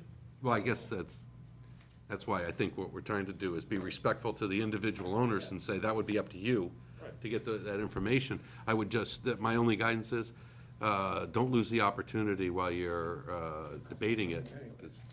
I don't know what the cost. So, in any event, Rick, I wanted to close out on this for you. Thank you. I wanted to also thank you for being a part of the implementation with David and others. I know there are others that were involved to getting that work done at geriatric. if we could get out the letters They'll go out tomorrow. Yeah. and ask them their response, because time is sensitive. And I don't know whether it's this group or they would be interested in contracting with, whether, what the municipal procurement challenges are there with solar facilities, No, solar companies. yeah, we've researched that with Countryside. That shouldn't be an issue. Or anybody? If you're gonna have more than like one building being done, I try to do a group buy. Yeah. Under one. Yeah, get it all under the umbrella. Under one umbrella. Okay. If you can. Right. If you can. But there's significant potential savings, and hopefully these boards, you know, I think it's ultimately, what we would hope is that the respective boards, that we're talking about two of them, would ultimately vote on it, so that we'd know where they are on it. That would be my hope that comes out of this, so that not we're studying it and it's constantly stuck in committee, as the window's closing. Thank you, David, for coming in. great. I know Thank you. you haven't felt so good in the last few days, I but, think everybody's get sick. you know, but thank you. All right, You'll great. have a relapse after tonight. All right, thank you. Yeah, you were here a long time. Thank you very much, David. Thank you, Scott. All right, thank you. Have a good night, guys. I know that there's a long process, but All right, how we doing? We're at a. we're ready to roll close the out on finish this. line here. Next, we have new business. We have Alicante Cultural Portuguese one-day liquor license, and this is from, who's the applicant? Maria Valencia. Maria Valencia? I'll make a motion to approve. Seconded. That's unanimous. Next, we have Milford Youth Center one-day license. Move. Seconded. That's also unanimous. Is there any correspondence that members would like to bring forward? No. Okay. No. You're right, you never did. Correspondence from the town administrator on the rest of his report might be good then. Okay, I'll be very quick. apologize. That's okay. 3 items. It's the oddest Just want to meeting in the update the world. board on the Community Compact IT update. We now do have an executed contract from the Division of Local Services for a grant of $12,500 for our citizen engagement project to upgrade our town website. I spoke with Pam Kocher, Director of Special Initiatives of the Division of Local Services. She informed me we will receive the first grant payment of $9,375 within 45 days. The remaining 25%, or $3,125, will be received upon completion of the project. So I'm pleased, and I've also spoken with the IT director. We're gonna get moving on that revamping of our town website very quickly. And we need to complete it by the end of the year. Just an update quickly on the Archer Rubber demolition. Mark Nelson has informed me, the deputy fire chief, that the outside mitigation is almost done on the site. There's a little more to do on the Archer Avenue side of the property. They are now getting ready to mobilize the heavy equipment to actually begin the demolition. All utilities are off. They will be capped in the spring. Most of the above-ground storage tanks have been removed. The remaining are scheduled to be removed. Verizon has one wire to remove, and then the process of the actual demolition should begin. And then one last issue, Mr. Chairman. I met with, along with Scott Christofouli, he and I met with Hopedale Town Administrator Steve Seddy last week to discuss joint cooperation between our two towns to replace the Mellon Street Bridge. We agreed to reach out to Mass DOT to try to determine if the bridge would qualify for a grant under the Small Bridge Grant Program. Scott has learned that the current 18-foot bridge will qualify, even though the replacement may have a span that is greater than 20 feet. We next discussed the possible hiring of an engineering consultant to assist in determining both the engineering and design costs of the bridge, as well as the estimated cost of the replacement of the bridge. Town Administrator Steady will be discussing these issues with his board, and then we're going to schedule another meeting in the next couple of weeks to discuss this project further, at which time I will then update this board. And that's all I have, Mr. Chair. Yeah, it's very rewarding to see some of the community compact money coming in, and some benefits that you're working with Steve Seddy on in Hopedale. I know those were additional items thrown at you new this year, but I'll go to the members to see if there's any comments from them regarding the town administrator's report? No, no comments. All right. Thank you. Yeah, that was, I know that was a curveball thrown at you when I became chair to make that a initiative for this year. Glad to see that the money is starting to come in. It's coming in as a result of the work that you're doing, Andy's doing, and others are doing. And thank you for following up on that. Thank you. Now, on the Mellon Street Bridge, I know that some of that discussion came out as a work between you, when the town of Hopedale contacted the town of Milford to ask if we could support some of their work they were doing in helping their traffic flow that would ultimately help Milford. Not only did we, and you specifically, address that topic, but also address the Mellon Street Bridge. We're happy to work in cooperation with Hopedale anytime there's joint benefit. Mellon Street Bridge is certainly a pressure point outlet that's been closed for far too long. And I appreciate the cooperative work and help you're getting from Hopedale. I'm sure that has a large part to the way you're handling it. So thank you. I skipped the new business, so I'll go back to the new business. Anybody have new business? I do not. Okay. Will? Yes, please. Rick, I have a couple more addresses that I'll provide to you with probably needing some inspections. I've got some complaints about. And if I could have a follow-up on that one that you talked about a couple of weeks ago. Yes, yep. I think that'd be great. It's been a couple of months for me since I've gotten any calls about this type of stuff, but it seems over the last, I guess, since 3 or 4 weeks ago when we talked about one that ended up having looked like some illegal boarding? Issues, some issues that came in from some concerned parents. And then we have another one on the same street further up the road that I'll provide to you. Okay, sure. Under separate cover, but I just want to make sure that we're obviously staying on top of this because I don't take these lightly. I don't think any of us do. And the fact that there seemed to be a reduction and now at least I'm getting pop-up ones again. So I want to make sure we stay on top of that. Yes, thank you. Thank you. Thank you. All right. And with that, with no correspondence or other old or new business, we have an executive session to discuss fire chief contract and reimbursements. So I'll take a motion to I'll move. Seconded. Go into executive session. I'll take a roll call vote. Aye. Aye. Aye. That's unanimous. So the meeting will not be returning to open session. Thank you and good evening.